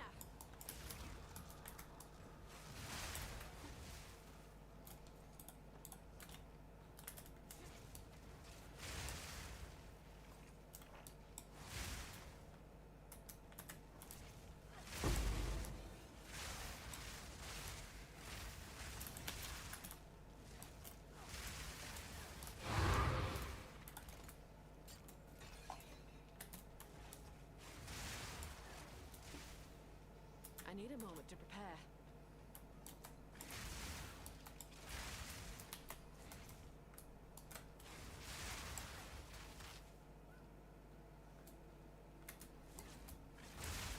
Oh no, did I not take the fucking delirium mirror? I did not. Oh, I hate when that happens. That's so unfortunate. It is what it is. We can't really do anything about it, but shit, that sucks. Wait. I was gonna just teleport back there, but now I gotta run.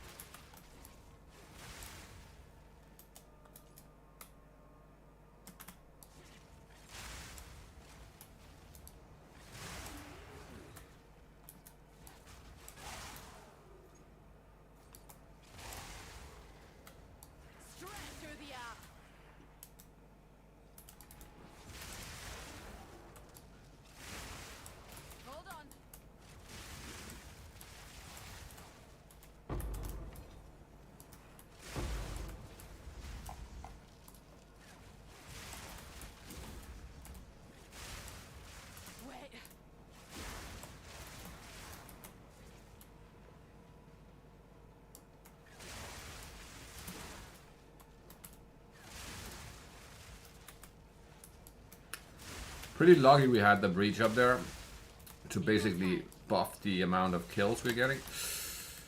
We need to not die here. That's very, very, very, very, very important. I can't move. Oh my god. Wait.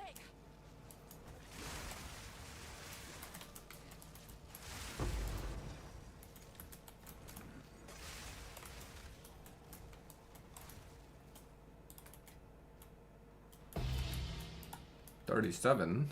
Nice.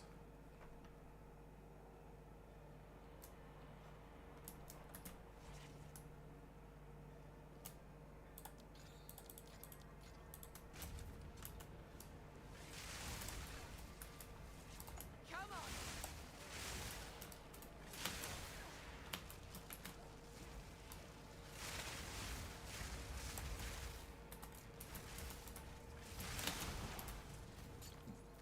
Need a moment.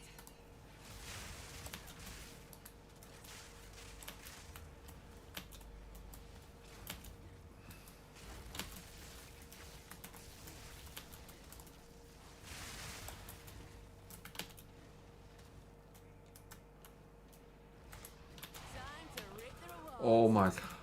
That was almost that was really bad. Holy shit.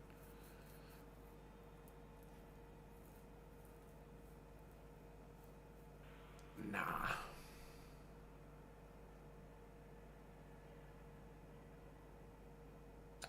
If that had been 4 all skills, that would have been nice.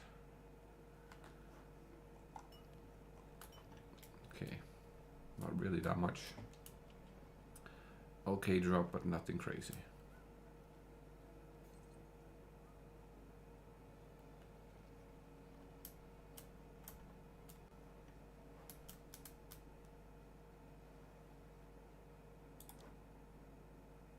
There could be anything in that treasure.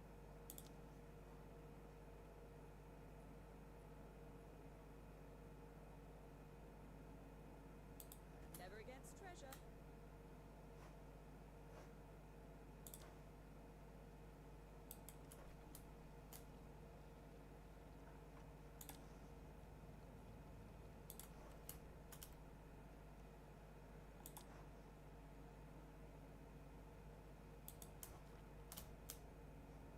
Hell, This ought to stir things up. Lightning strikes twice.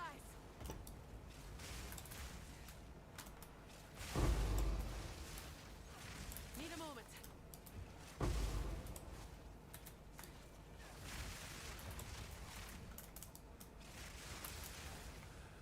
Shield guys is a little bit annoying. The rune fellers are kind of fucked up too because they do so much damage. Wow. They do an unbelievable amount of damage. It is kind of fucked you up.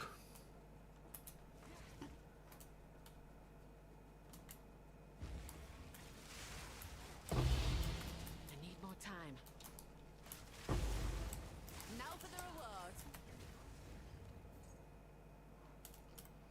That was nearly 1400 ES plus another nearly 300 life in one hit. And that's what I mean when I say like they really need to focus and hone in on what they want us to play here, because that is not great when the enemies are doing damage and it's not even a unique or a rare enemy, it's just a regular white mob. That is not good. That is not healthy for the game in the long term. It's gonna put off a bunch of people, which is sad. And I definitely do not want to see that happen. I want to see this become the most successful ARPG ever made. GGG becoming the most successful company in the ARPG genre. And preferably 10, 15 years down the line, they buy Blizzard and they remake Diablo in a way that we all wanted it to be, and not what Blizzard has been doing lately. That's the dream, honestly, for me. If that could happen, that would make me very, very happy. But we'll just have to wait and see. Give it 10 years. A whole Let's see where we at. I don't think that'll happen, but that's the dream. Nearly 300 life on this armor is not bad per se. That's definitely not bad.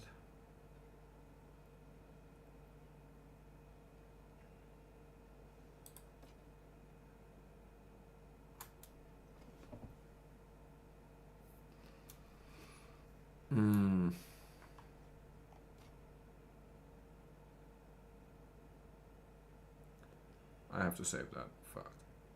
That is too good to throw out. I'll save that for now too. We'll slam this and see where it goes, and if not, we'll just sell it. If it's trash.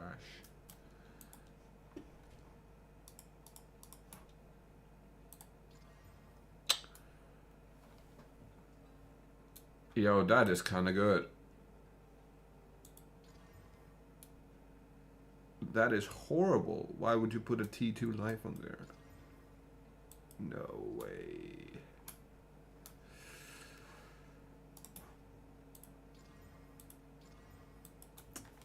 The belt can go. This one I have to save for now. Fuck, it's really, really nice. That one can go.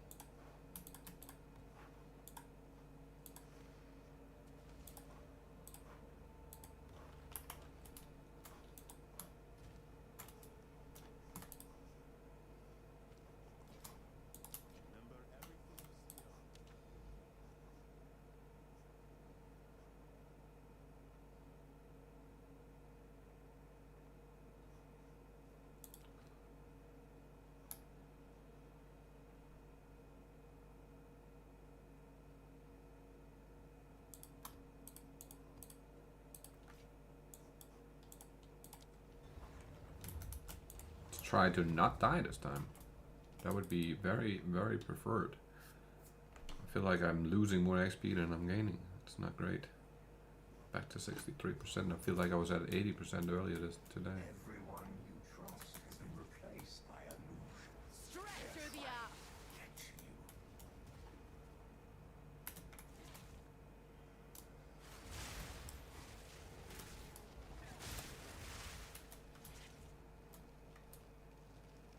Take this.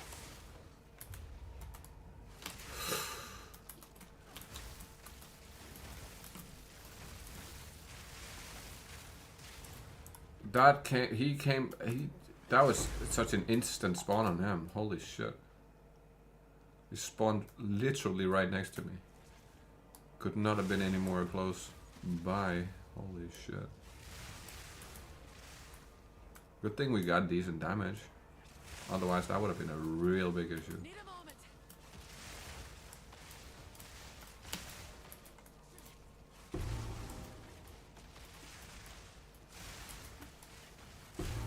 Clean kill.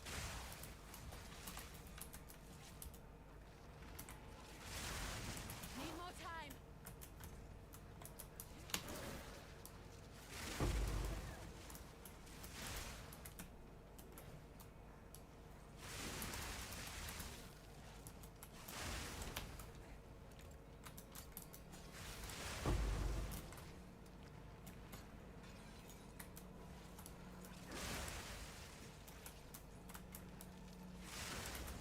I've been thinking a lot about trying to work in the amulet that where critical hits ignores enemy resistances.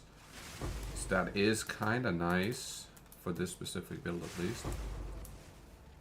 So I've been playing around with that idea in my mind over the past couple of days. I might want to do that.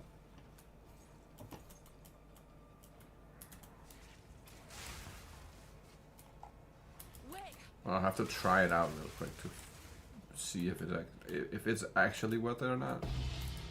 Like I feel like the idea is good, but I don't know if it's actually worth doing or not. comes down to how well that performs.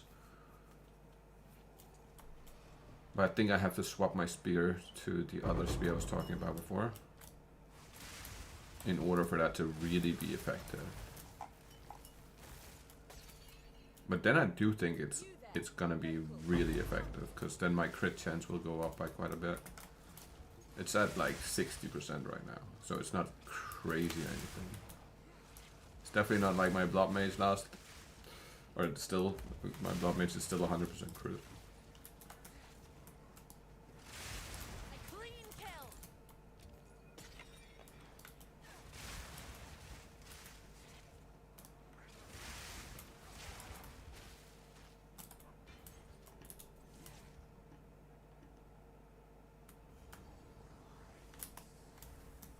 Lightning strike twice.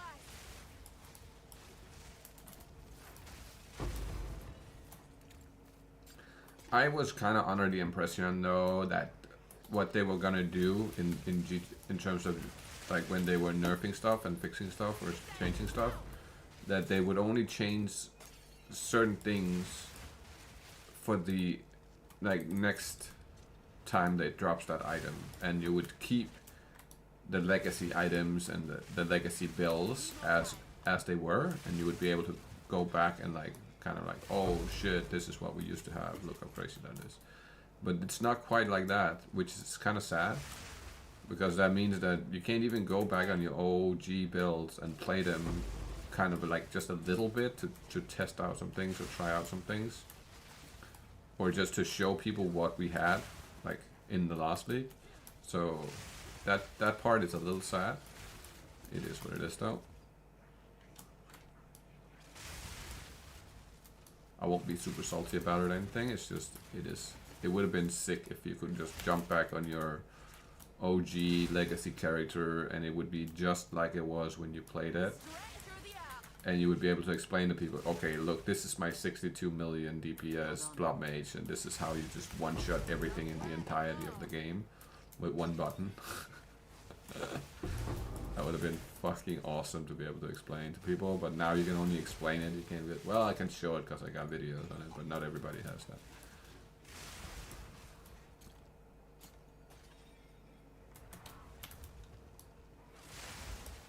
I'm just thinking, like, once it goes free to play, I'm betting the player numbers will go completely outrageous, right? Like, we'll get so many new players.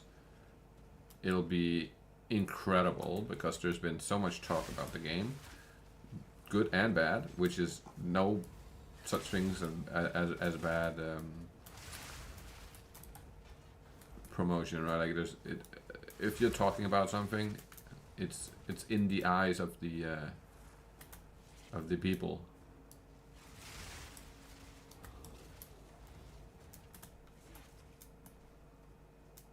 Even though it might not always be positive. The fact that it's getting talked about so much kind of makes a lot of people interested in what is this thing that everybody is talking about.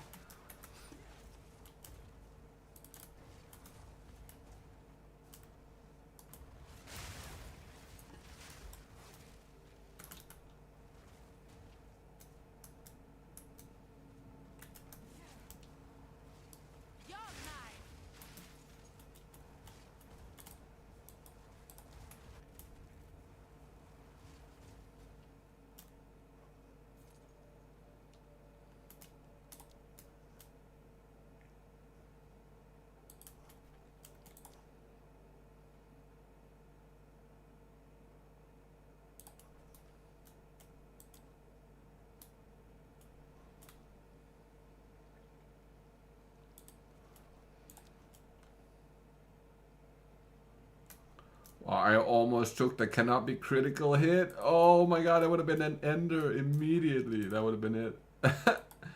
Fuck.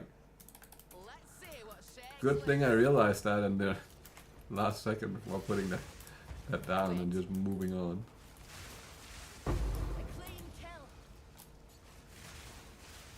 That's certainly one thing I need to personally work on when it comes to like Path of Exile just in general, is being a lot more I gotta read all the mods a lot more than I am right now. When it comes to certain things, I gotta just pay attention more, because otherwise I will never be able to complete the game on hardcore if I just do stuff without actually reading it first. But once you get really confident in your build, that it tends to go like that. You become so confident in your build and how it's performing that you stop kind of like paying attention to a bunch of stuff, which you should really be paying like a lot of attention to, in my opinion. Okay, we'll put the portal. We'll grab the other guy.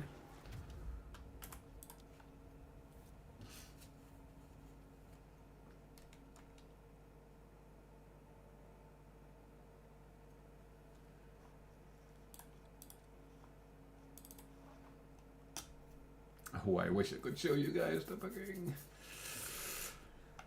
I wish I could show you guys the tactician, but we'll just have to wait with that one. I'll try and finish out the video editing today if I can on that one, and then upload it so we can play it tomorrow maybe. You disgrace these sands. You are nothing. Out of mana. Utter ruin. How? The weak shall kneel before my wrath. Ugh. You forget your place one more time.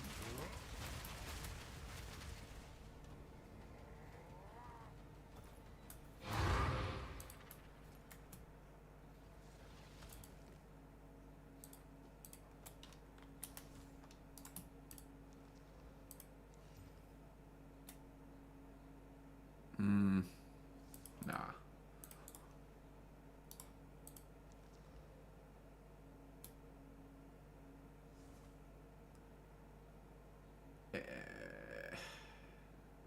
Nah.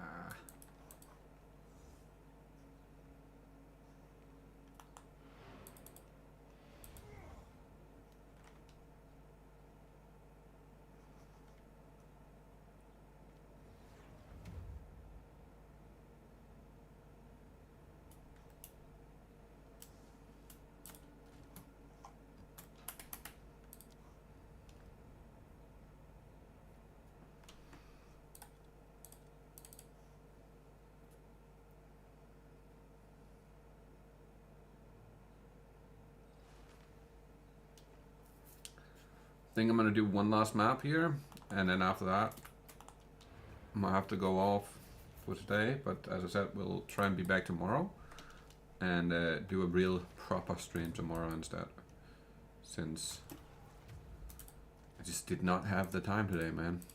Sadly, it's rare, but it happens. It happens.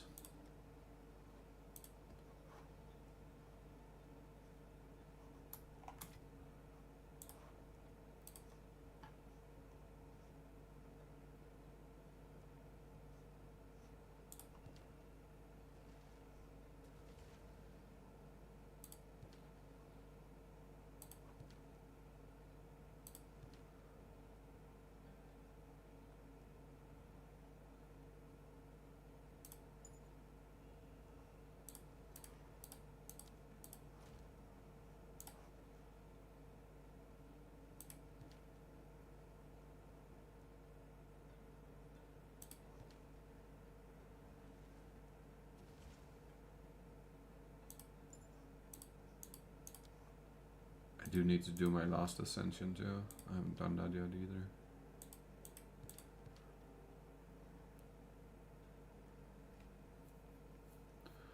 And we got a handful of logbooks we gotta do.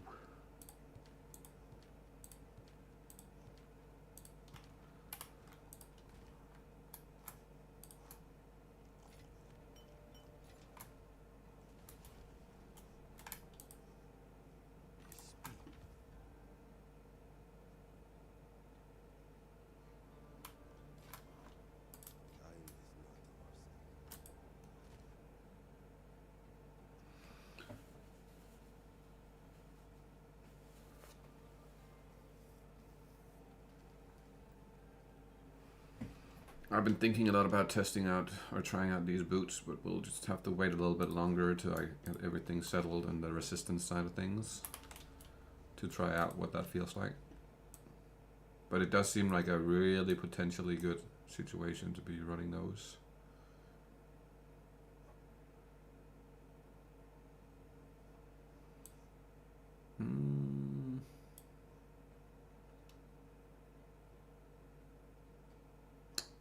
Well, yeah, this doesn't have a boss. We'll do that.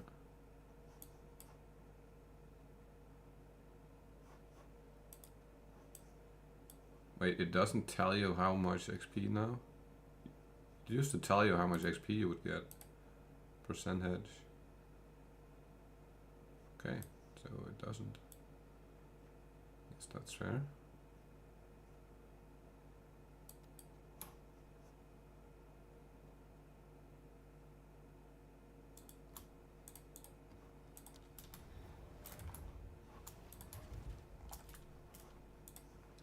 $75 item rarity. Sounds about right. We got roughly 60 or 70 on the character itself. Where's the...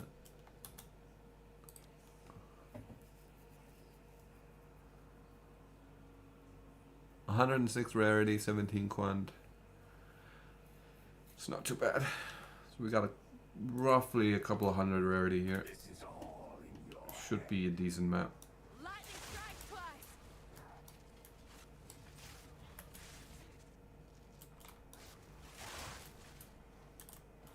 Wait.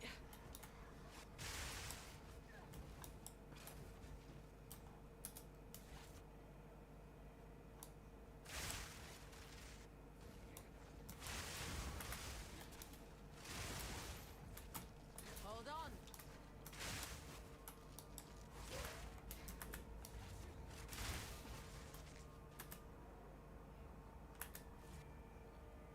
Take this.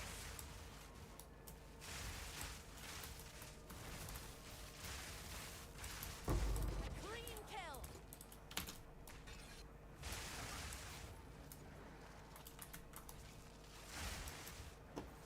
A clean kill.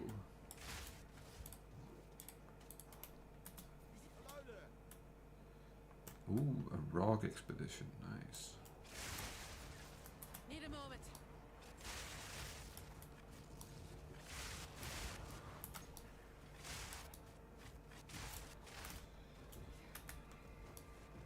Heart of the storm. Need more time.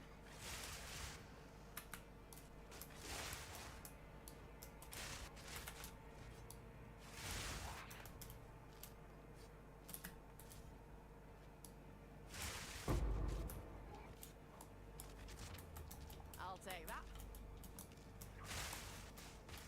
Wait. One shot by the shrine again? You are fucking kidding me, man. GGG. Come on now. You can't be doing that. That is unfair as fuck. This is what I get for fraying you. It's so unfair that the shrines do so much damage to us, but not to the enemies around us. It's not one-shotting any of the enemies, you know. It's just you as the player that's getting one-shotted by that shit.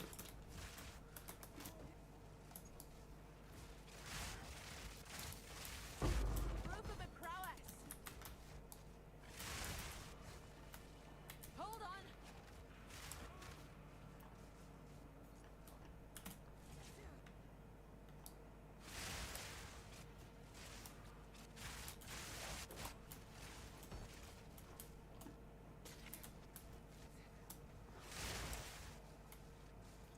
Need a moment.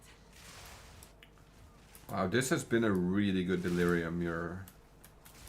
Like, we have gotten so... Oh my god, bro. You cannot fucking be serious. That was the... Oh, no. it said 2 attempts left. Why the fuck did it say 2 attempts when it was only 1 attempt? I would not have played it like that if I had known that. Oh my goodness. That's the kind of bugs we need fixed ASAP.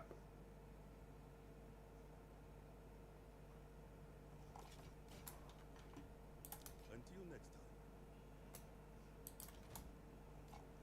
time. And now we lost all. Fuck, man.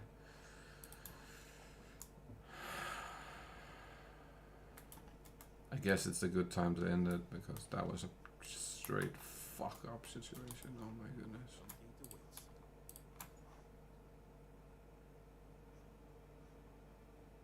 Remember to always check the vendors, by the way. I didn't say that before, but definitely always check the vendors.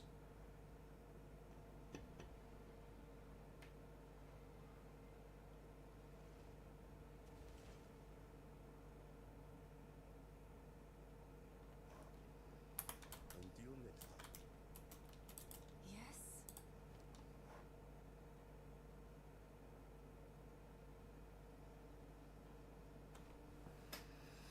Motherfucker. That would have been so nice if that had been the right base and elemental instead of physical. I think we're still buying it though.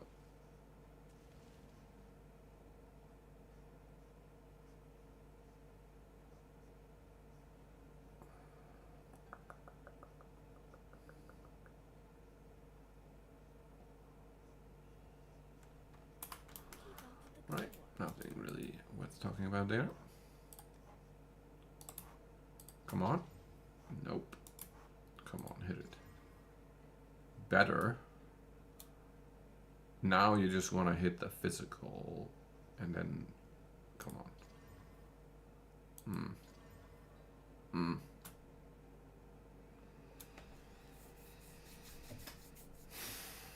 That's kind of fucked.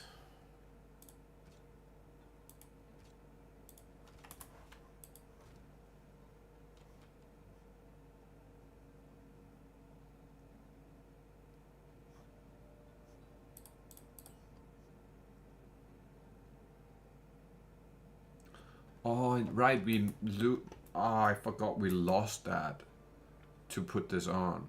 That's right, I forgot that. Oh my goodness, because we lost the spirit of the armor, we had to take out some... Holy, that's why I'm not getting so much life back anymore. Oh shit, okay. Finding a better amulet is gonna be extremely hard. I was thinking about doing this one though because it's kind of cool.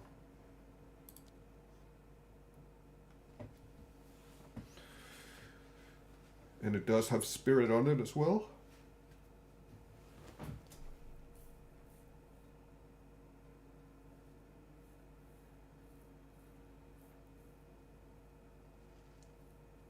I just don't know if it's actually worth doing because I don't feel like it's super necessary right now. I feel like our damage output is pretty significant, and yeah, we do run into the occasional highlighting resist situation, but it's really not that often, to be fair. We got an armor scrap because I still need to... Hey, we have...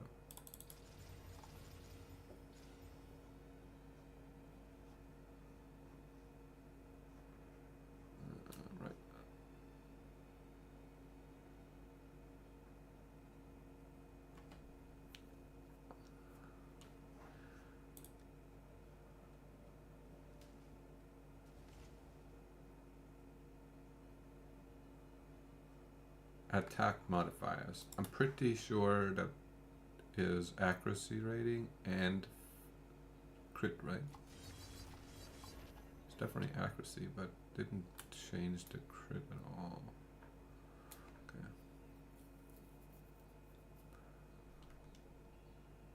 Yeah, okay, 6% of 10 is not really gonna be much. It's only gonna 20% out of 10. That'll be a little bit, it should be 1, 2, right?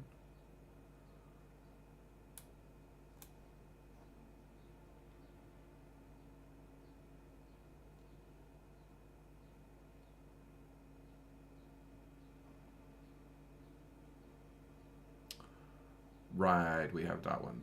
We need fire on this one.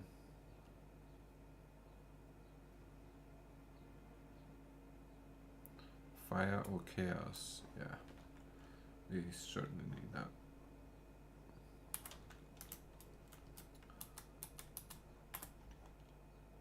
Okay, let's back out. Quick account peek before we get off here. So still sitting on all the crazy old shit and starting to have a bunch of new shit too.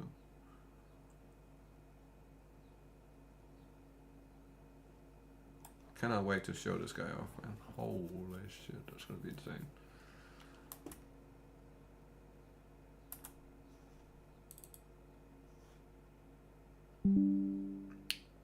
Quick account peek on Path of Exile 1 as well before we end it. Okay. Show all. Alright, there we go.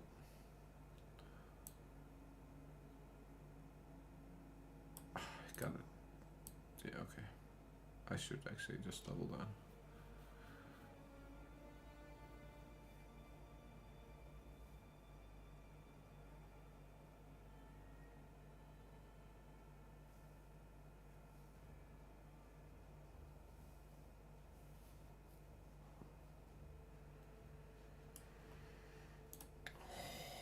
I forgot. I don't know if I showed this yet, but I have to show this one off real quick. Oh my god. I just now remembered that we got the other mirror. We mirrored the ring. Guys, oh, right, just click to move here.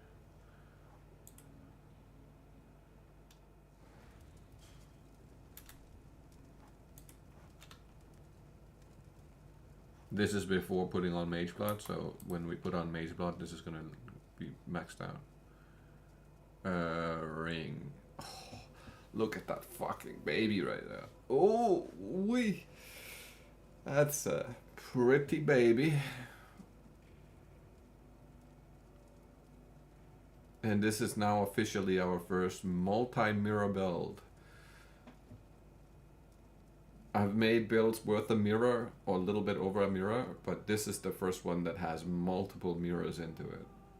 And it's still not done. It still needs another mirror and, or like at least another 500 divine investment at the bare minimum, maybe even more, but 500 divine is an absolute minimum investment before the build is kind of done. We need the new gloves. That's it at the moment. New gloves and a Mage Blood, and you're golden.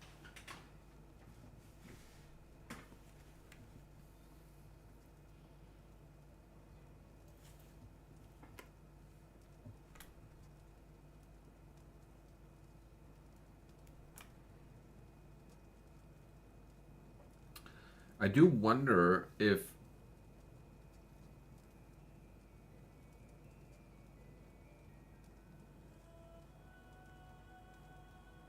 damn, you really stacked that account? Or is it one of many? Oh, no, I only have one account. It's not like GTA where we had like fucking 10 accounts each.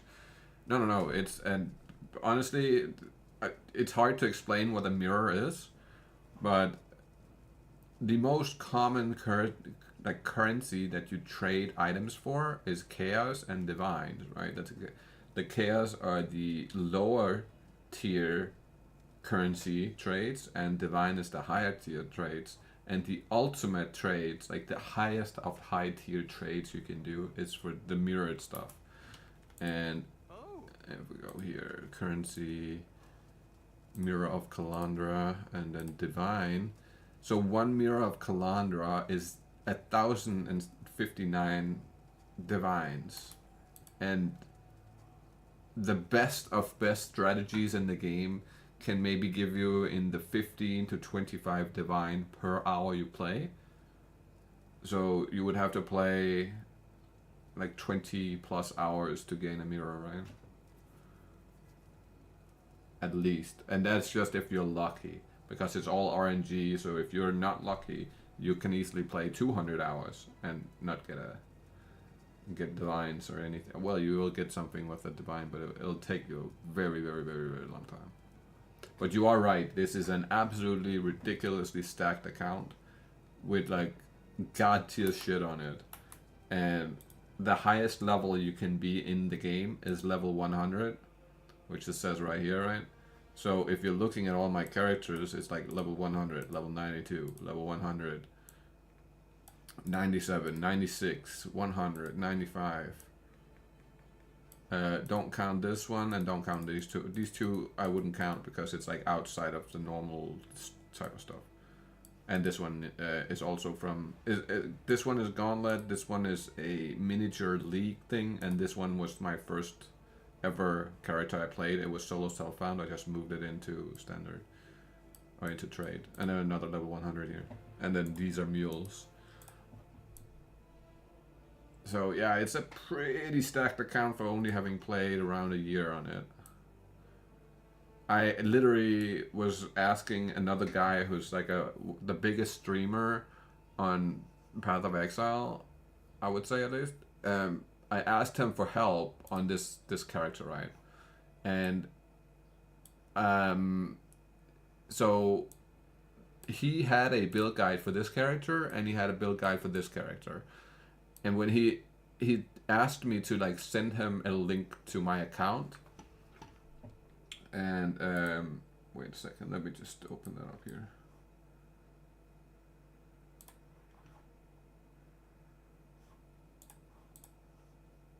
So I sent him a link to my account like this, right? So you can like press up here, and when you press up here, you can like see all the, whoever sent you the link right to the account, you'll be able to see all his characters and stuff. And so I asked him for help with this one. I was just trying to figure out why I was dying a lot, because I also have invested a lot into this build, right? But it was just consistently dying over and over and over.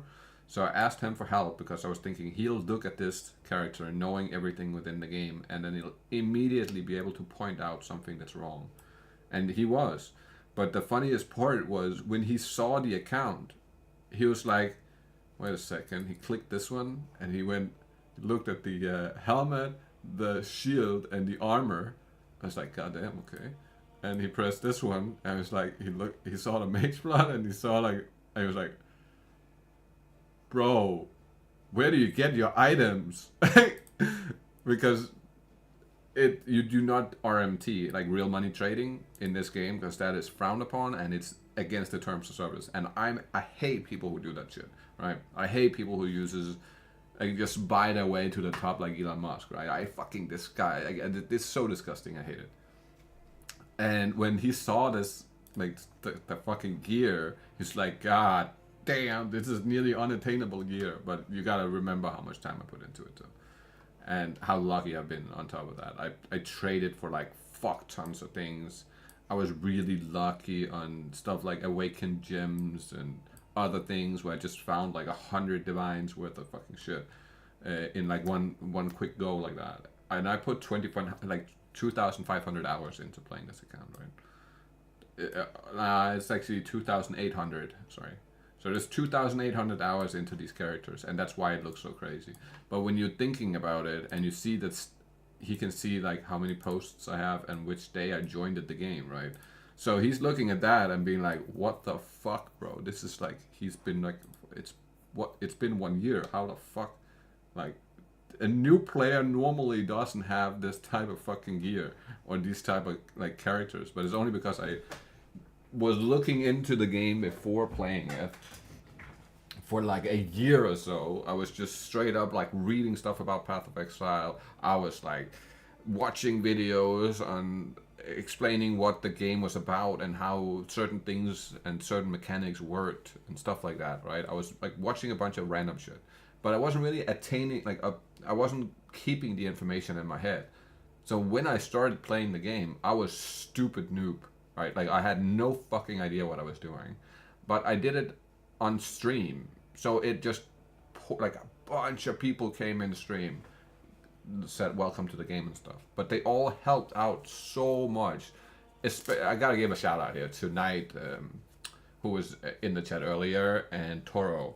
Those two guys is the two like people who have helped me the absolute most when it comes to understanding certain mechanics, how certain aspects of the game work, how things play together and stuff. I just ask them, and they always, 90% of the time, they always have an answer for that stuff, and they like keep me up to date on stuff that I might not know, right?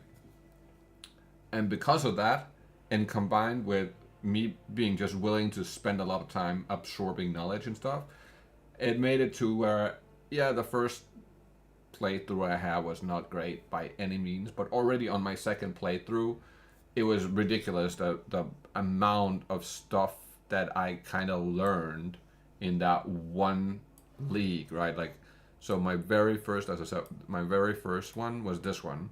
Only got to level 89. It wasn't great in any kind of way. It was kind of my own thing. I made my own thing and just tried it. I made it to maps, but I didn't get into the real end game, right? So the second character I ever made was this one, and I got it to level 100. I got it full into end game. It had like the craziest fucking gear ever. And it was like, wow, okay, now I'm getting it. And I was really lucky on this character, so I found a bunch of good stuff. And the good stuff that I traded, I then made this one, and this one. Like, these three was all made in the same league as this one. And since the guy who came up with this build had he has a full website dedicated to this build, right? So any question I could ever have about the build, I went to his website, I just plugged in what I was looking for, and it just came up, oh, you want to do this with this, and you want to put this on with this thing, and if you have this thing, you can put this on, and stuff like that, right? Like, so it just explained everything for me. And that's why I was, like, got this to level 100 so easy. It was incredibly easy to get to level 100. I think I did it in a day, 2 days or something like that. Of playtime, right? Like 24 hours of playtime or something like that. From level 1 to level 100, which is max level. So that was ridiculously insane. Whereas this took me a lot longer to get level 100. And then this one was kind of a minion build, and I always wanted to have a good minion build because of Diablo 2, so I was like, okay, let me just try and make this one. And this one was because of my buddy Toro that was talking about before. He explained, or he was playing this, and he showed it off to me, and he was like, this is really, really good, man. You're gonna enjoy this. And then I just went and built it. It's not great or anything, it's the way I have mine set up right now, but it is good enough to where it feels like you can kill everything pretty much. And then on this league we're in now, the Settlers League, which is where all of these are from.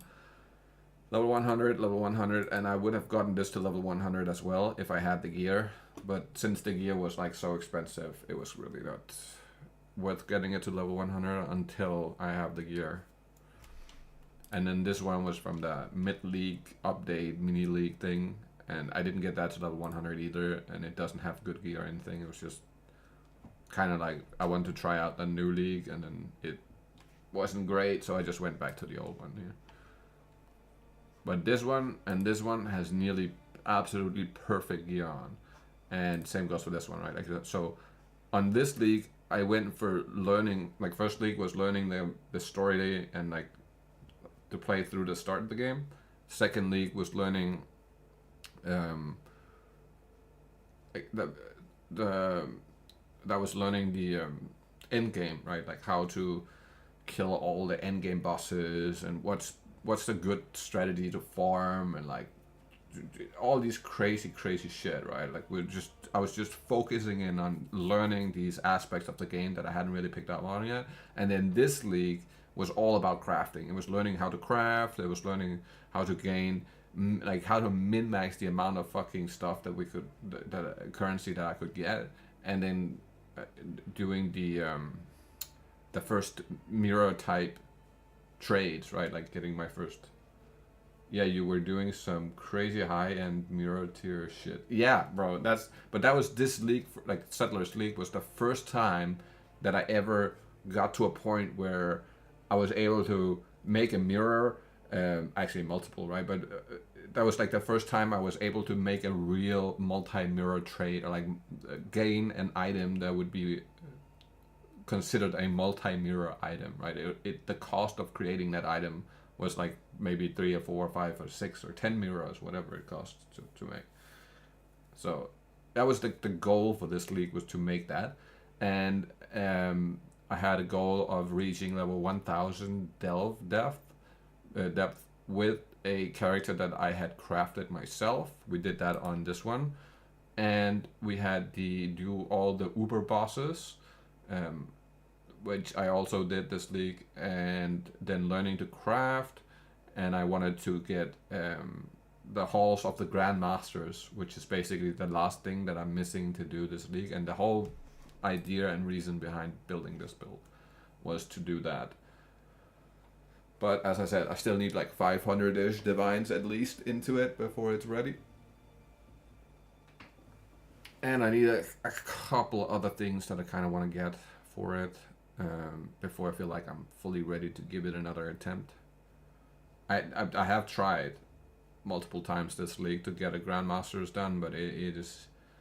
There's one character in there that's just unkillable. There's a couple, but there's definitely one that's just outrageous. It's so hard to kill. But it's just ridiculous.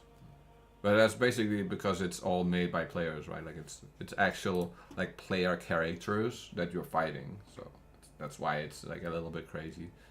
Some people made like builds that was specifically made to be in this challenging map, basically. But yeah, it's crazy times, man. It's actually, my journey through Path of Exile has been quite crazy, honestly. I've been really fortunate and really lucky with everything I've made so far. I feel like, at least on Path of Exile 1. Like Path of Exile 2 was a little bit of a different story, because I came into that game with like decent knowledge on what Path of Exile is, just in the basic terms, and using that knowledge and understanding to kind of push myself into making my own stuff and creating my own builds and figuring out all my own stuff. Definitely helped a lot. I would probably not have been able to do that if I don't think I would have been able to figure all this stuff out on PoE 2 if I hadn't played PoE 1 first and had gotten an idea of a lot of things. If I had come straight from Diablo 2 into PoE 2, that would have been a problem, man. I would still be sitting there figuring stuff out right now, with like just regular standard stuff like the orbs and stuff, how to use them proper and all this shit. But having done all the crafting I did this league, it helped me so much to understand what it takes, what does weight of the mods even mean, right? Because there's so much stuff to crafting and so much stuff to the game that it takes like an abundance of knowledge to be able to do that stuff just off the top of your head. I think that is the absolute 0.01% of people who can actually craft stuff in the game off the top of the head without using any type of third-party programs or recipes or anything like that, right? I still have to use a recipe. I still have to use third-party programs to figure out crafting. And I do not have that type of knowledge to understand like what to do. But there are some people who do have that type of understanding and knowledge. But if you played the game for 13 years, I would expect that too. That's the type of knowledge I have with the Diablo 2. I can immediately say certain things or know certain things, breakpoints, even though it doesn't say that anywhere. Like, you have to just know it. And all those things are stuck in my head because I played it over 20 years, so kind of like hard to get rid of. Kind of like with GTA, because I played GTA so much, I just have the entirety of the game loop and everything, like all the missions that are good and stuff. I have the patterns memorized in my head on how to run the mission and do like random shit like that. It's just like I will never be able to forget those. They'll be stuck in there forever.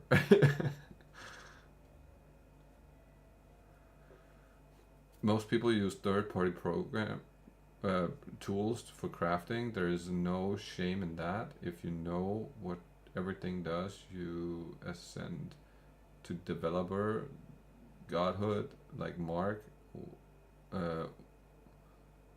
like Mark one who descends into forum post to clarify random. Oh, right. Random game mechanics. You are kind of right about that, but there's still some people who just know all of this shit off the top of their head. Who would be a good example? Belton. Belton is a good example of somebody. He still uses third-party programs to explain stuff and whatnot, but he's got so much of this stuff memorized that he doesn't really have to use the craft of path of crafting or whatever it's called. He doesn't really have to use it a whole lot. Sometimes he might like not be 100% sure is this mod weighted higher than the other mod, and he might go in there and check it. But for the most part, he just already knows all the outcomes of the specific mechanic, or like how this, like how the average amount of currency I have to spend to get this type of mods onto this type of item. He just have that understanding because that's all he ever does, right? Like he rarely ever plays the game. He just sits in his hideout and crafts and do all these crazy ass things for profit, like different methods for profiting, to continuously craft. So a guy like that, I have like the utmost respect for, because he is memorized and has like all of this knowledge just like readily available within his head. He doesn't have to really look up much. And there's no shame in using a third-party program. Absolutely not. That's how you're gonna learn all the things, right? Like over time. But that will take a lot of time for Path of Exile 1 because of the amount of knowledge and information and things you can do within the game. It's just so vast and like so massive that for me personally, it'll take a long time to get to the point where I just know how everything works. And I don't have to like look up certain things or like research certain things to figure out exactly how that works. Kind of like with the recombinators this league, which after researching on that, I spent like probably like 30 hours reading a bunch of stuff about recombinators and watching a bunch of explanation videos and like all this random shit. And now I just got it down to a T where I just don't even need to watch a video or anything. I already know exactly how to do everything. What mods do I want on one side and what mods do I want on the other side, and then put them together and all this stuff, right? And certain mods you can't put certain mods on certain gear because it just doesn't transfer. Like putting the intelligence on the crystal belt, you just can't transfer it over with the recombinator for some reason. It does not allow that, because it's not a spawnable mod on that specific item. So, but there's so many aspects to Path of Exile 1 and compared to Path of Exile 2. There's just so much stuff happening there, that it's gonna take me quite a bit of time to figure it all out and to understand how everything functions. Now in Path of Exile 2 it's different. I already have most of the basics down because we're starting out with like 40% of the game, so learning that and then being able to add like the next 20 and then the next 20 and then the next 20, it's a lot more easy to attain all this information and to like keep it in your head and like actually be able to remember it. PoE 2 is slowly expanding as well. Highly doubt they can release it by the end of the year. Yeah, I agree, Knight. I think the end of the year release thing is a pipe dream at this point. And I'm sad to say that, because I was kind of hoping they would do that. But on the other hand, I'm kind of happy if they don't, because we are getting GTA this year, and 99% chance, or I feel like there's 99% chance GTA 6 will win Game of the Year, just because it's GTA 6 and it'll be so popular. We are not getting GTA this year. Last thing I heard, that we're getting GTA this year at the end of the year.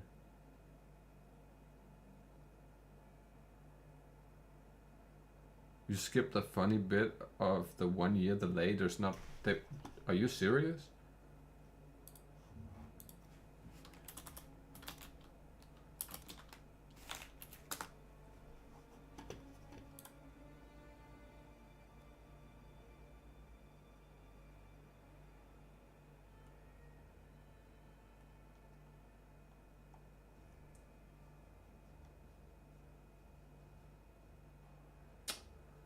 May 20th. Bro! I haven't been up to date on... Oh, that sucks. Now I hope they put out the game this year then. Because then there's a big chance they're winning Game of the Year.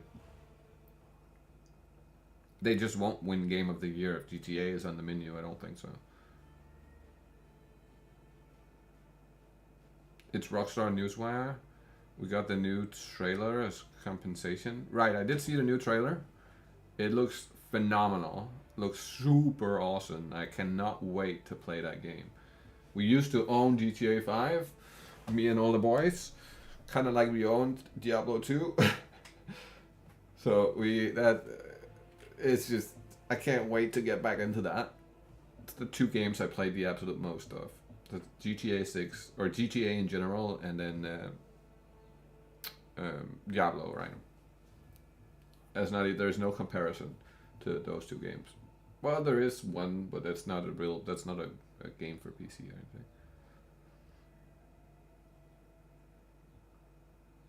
Looks dope, but the problem is they need to modernize gameplay as well.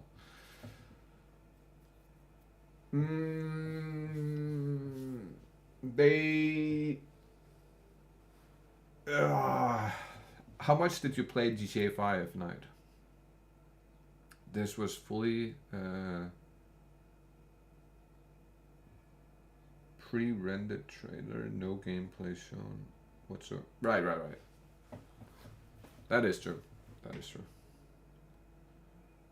But if they're over a year out, they're not gonna put any gameplay out anytime soon. I don't think so.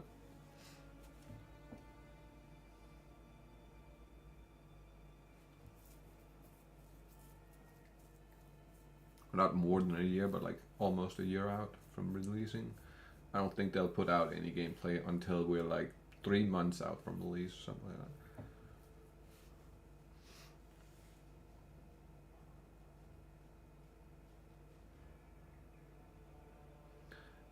I played GTA 5 enough to make me feel that Red Dead Redemption 2 is still on the same mechanics but with more animations. That's true. The Red Dead Redemption is definitely still the same mechanics as GTA 5. That same engine and everything, if I remember correctly. But, that being said, I don't find that there's anything wrong, per se, with GTA 5's mechanics and gameplay. And I have close to 10,000 hours in that game.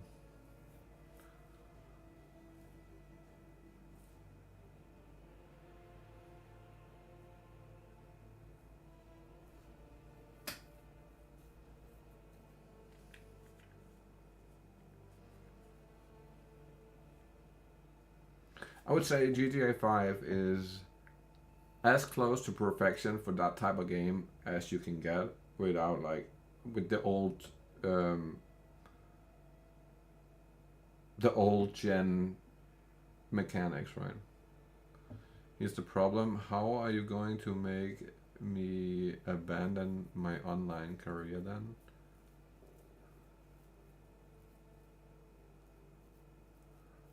How are they going to make me abandon my online career then?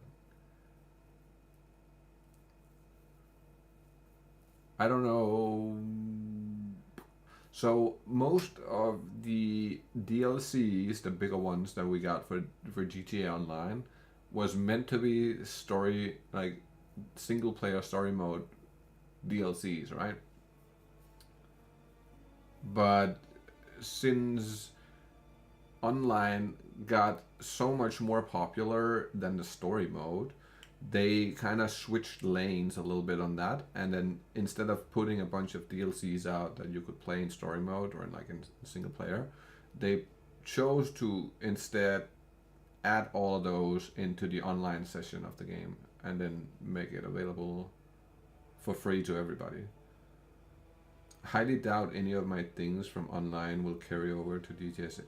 Bro, if it does, it's over. They can't do that. I'm a multi-billionaire and shit like that. They can't let that shit happen. I wouldn't really call it so much more popular. More like they could sell shark cards more than creating single player experience. So the thing is that the well, it was a lot more popular because you have to if you're comparing it to GTA 4, the success of that game is 100 times, 100x of what GTA 4 was.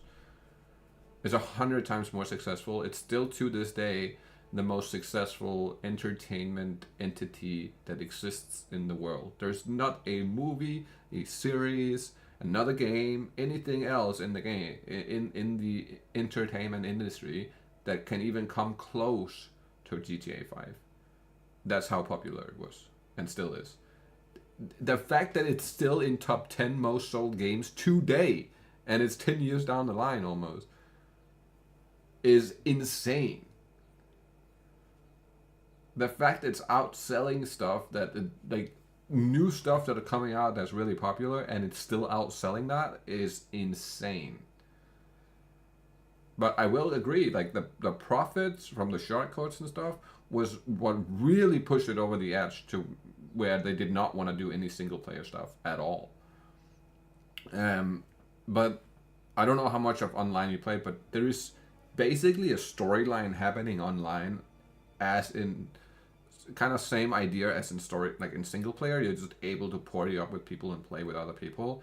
But most stuff you can play solo, and you can play it in a private lobby. So it does feel like it's kind of does feel like single player if you want it to play like that. And then there are certain aspects of the game where you have to be multiple people. Tiny story expansions here and there. I wouldn't say tiny. If you think about the massive updates, right? Like the big updates we got for online was massive. By MMO standards, they aren't tiny.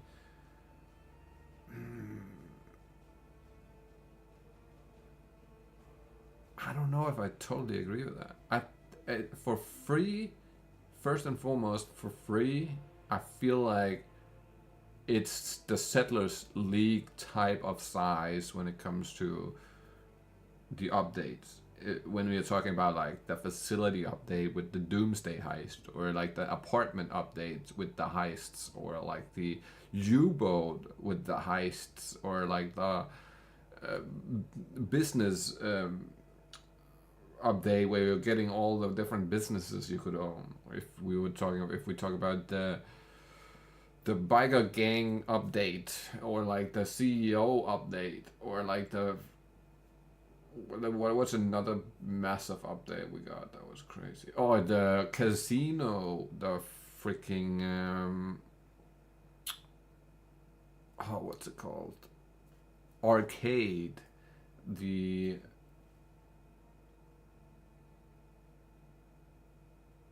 what was that called? Agency, I think. What's that called? Agency? Something like that. There's been some updates that was incredibly massive. Like 60 new vehicles, new guns, new heists, new methods of making money, new let me think, a bunch of new stuff that you could own within the game. Like that was just, is it insanely big? I still feel like it's massive. I still feel like the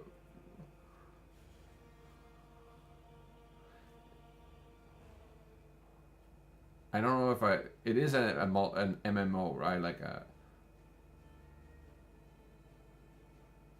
but it's not really an MMO because it's still only 30 people in a lobby. So it's not like that massive, right? Like it's almost like a BMO, a big multiplayer online. It reminds me a little bit more of Call of Duty's multiplayer stuff, right? In size, with the lobbies and stuff. But I feel like the updates, if we compare it to stuff like Call of Duty, is just night and day difference in the size and the time you want to spend in it, and how long it takes to get everything done, and yeah. But whenever I jump on nowadays, it's just there's so much new stuff I never freaking got to get around. So there's so much things I've missed out on. But it is being ran on the same principles as other live service where you can interact with other players. The difference is they cut back on server cost by making the game client. Yeah, and that is one of the biggest mistakes they ever did to the game. Was like, my opinion is that it should always be a server situation and not a private person situation, because what happens is one person boots the guy who's the host, the client who hosts that lobby, and the entire lobby is just disappears, and we all leave immediately. And that happened a whole lot on GTA 5, right? Like, it's just an everyday consistent occurrence. From people getting salty that they get killed, or some other shit they get salty about, and then they just nuke the server, not the server, but nuke the host, and then that's it. So I do agree that that's a problem, but it's they will also have to up their game for GTA 6 online as well. Yeah, they have to. They have to upgrade, and they have to fix some of the major issues that we have with GTA 5. Because there was certainly issues. It's not like that game was free of issues at all. It definitely had its own problems and issues. But majority of things, I feel like, was fixed and worked out in a way that was enjoyable for everybody, pretty much. Because first they have to magically convince GTA 5 online players to abandon all their wealth and their short-card investments to step into a game that has less content than the predecessor. They failed to do that for Red Dead Redemption Online. So Red Dead Redemption Online was dead on arrival because of the lack of content in terms of things you could do online. And it was bound to be an absolute sweaty grief fest because of the things you could do, like hog tie people and do shit like that. You just know that people will grief each other like crazy. With GTA 6, it's a little bit easier to implement a lot of the businesses and those type of things they have already developed for GTA 5 online. It'll be a lot easier to implement a lot of those things because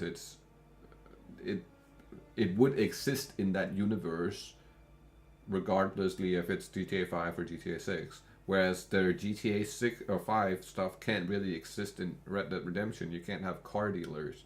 You can't have, like, you know what I mean, cocaine labs. You can't have a facility with heists. You can't, they would have to develop something similar, but that's all new, right? Oh my god, I didn't even put this online. That's crazy. I hope I haven't missed out on any of you guys. I just noticed now that the chat wasn't on live, it was just on top chatters. So I hope I haven't missed out on any of the messages. But yeah, so Red Dead Redemption had a massive lack in content when it comes to online, but it was really where Red Dead Redemption really shined, in my opinion at least, was the story mode was absolutely phenomenal. It's probably one of the best story modes that I have played in a long time, just both gameplay wise and story wise. Like, the story in itself was phenomenal, and the gameplay felt really fluent and really, really good.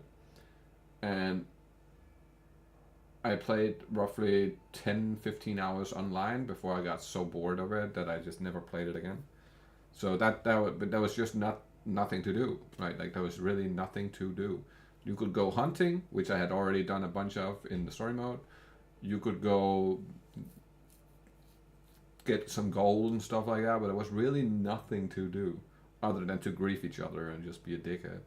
That was basically it.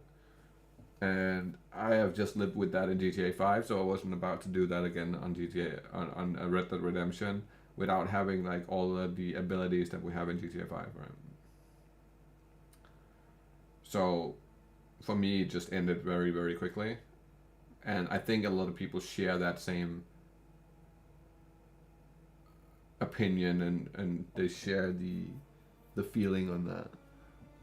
But my hopes are that with GTA 6, since they already have developed so much for GTA 5, that they can just port it over, basically, directly port it over like GGG did with breaches from PoE 1 to PoE 2, or the expeditions, right? Like they can just implement those exact things, and that way you will feel like you have a lot more content, even though it's repeated content. I don't mind that if it's made well. That doesn't matter to me. It's just when it's not made well, then it's a problem.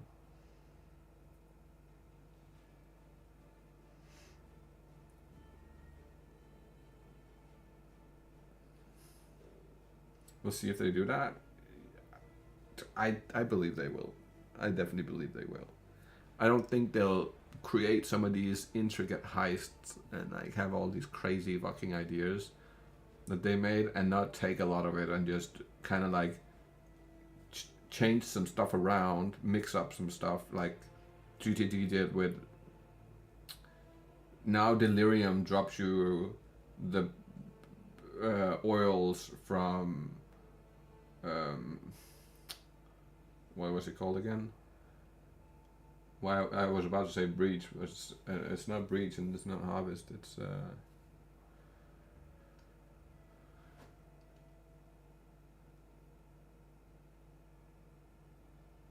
I can't even remember the mechanic's name right now. What the fuck? I want to say Breach so bad, and it's definitely not Breach. It's Blight. It was something with B. I just could not put my finger on it. So now the Blight rewards are the Breach rewards. You know what I mean? Like that, it feels like a flavor change. It feels like it's something different, even though it's the same shit.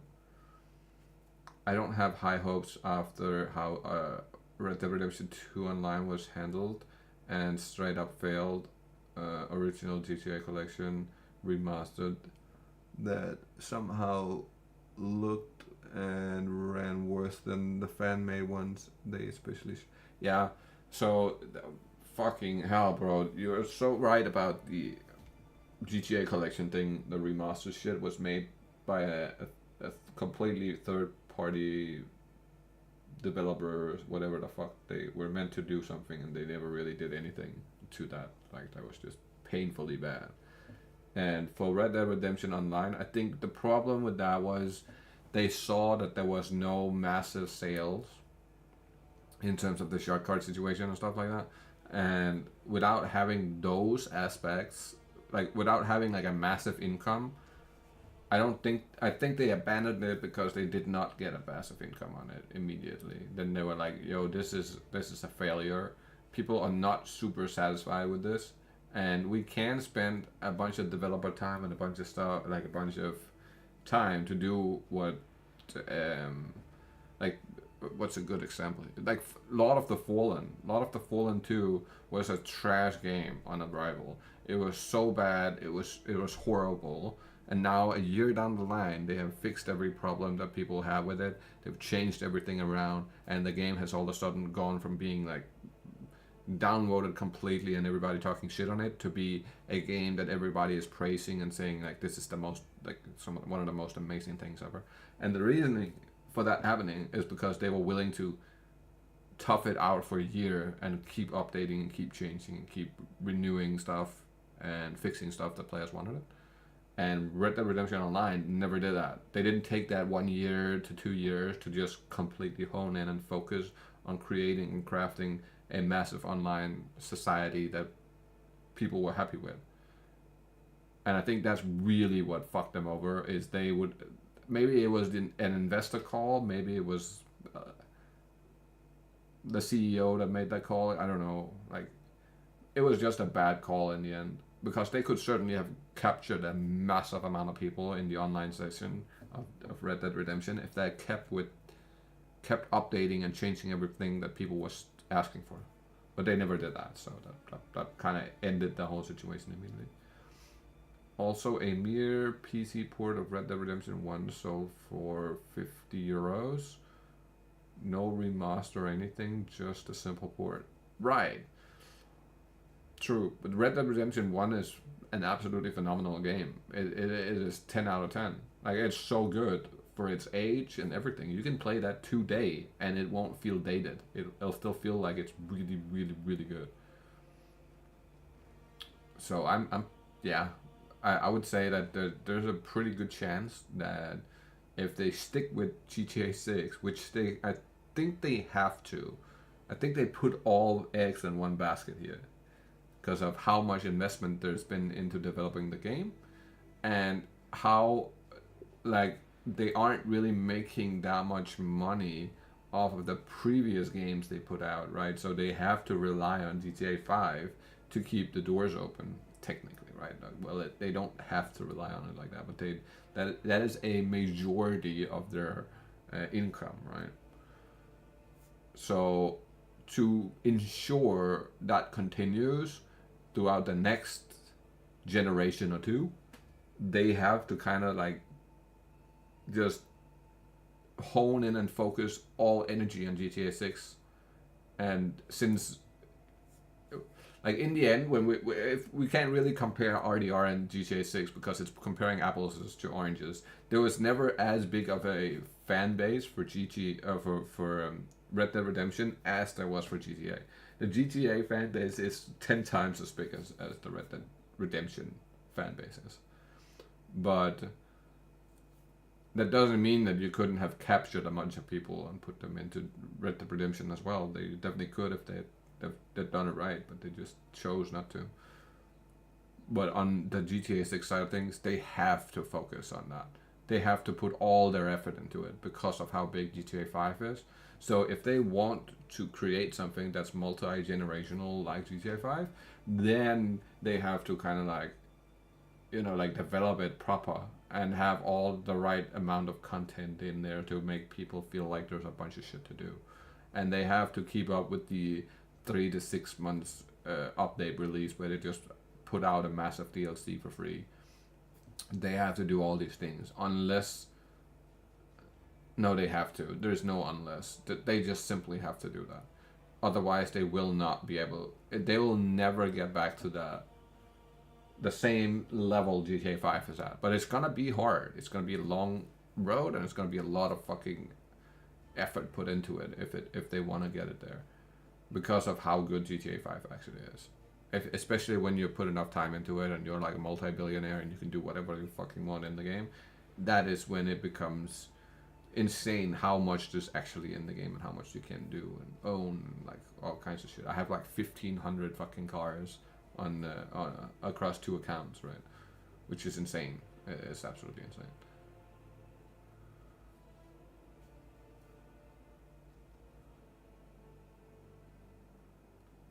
But yeah, I'm gonna have to leave, boys. I really appreciate everybody coming by.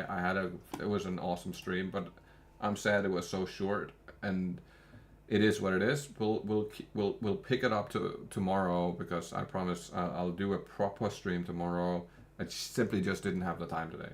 I wish I had more time, but I just didn't. So yeah, I hope everybody has a good day, good evening, whatever it is for you. And thank you so much for coming by, and have a great evening. Catch you all in the next one.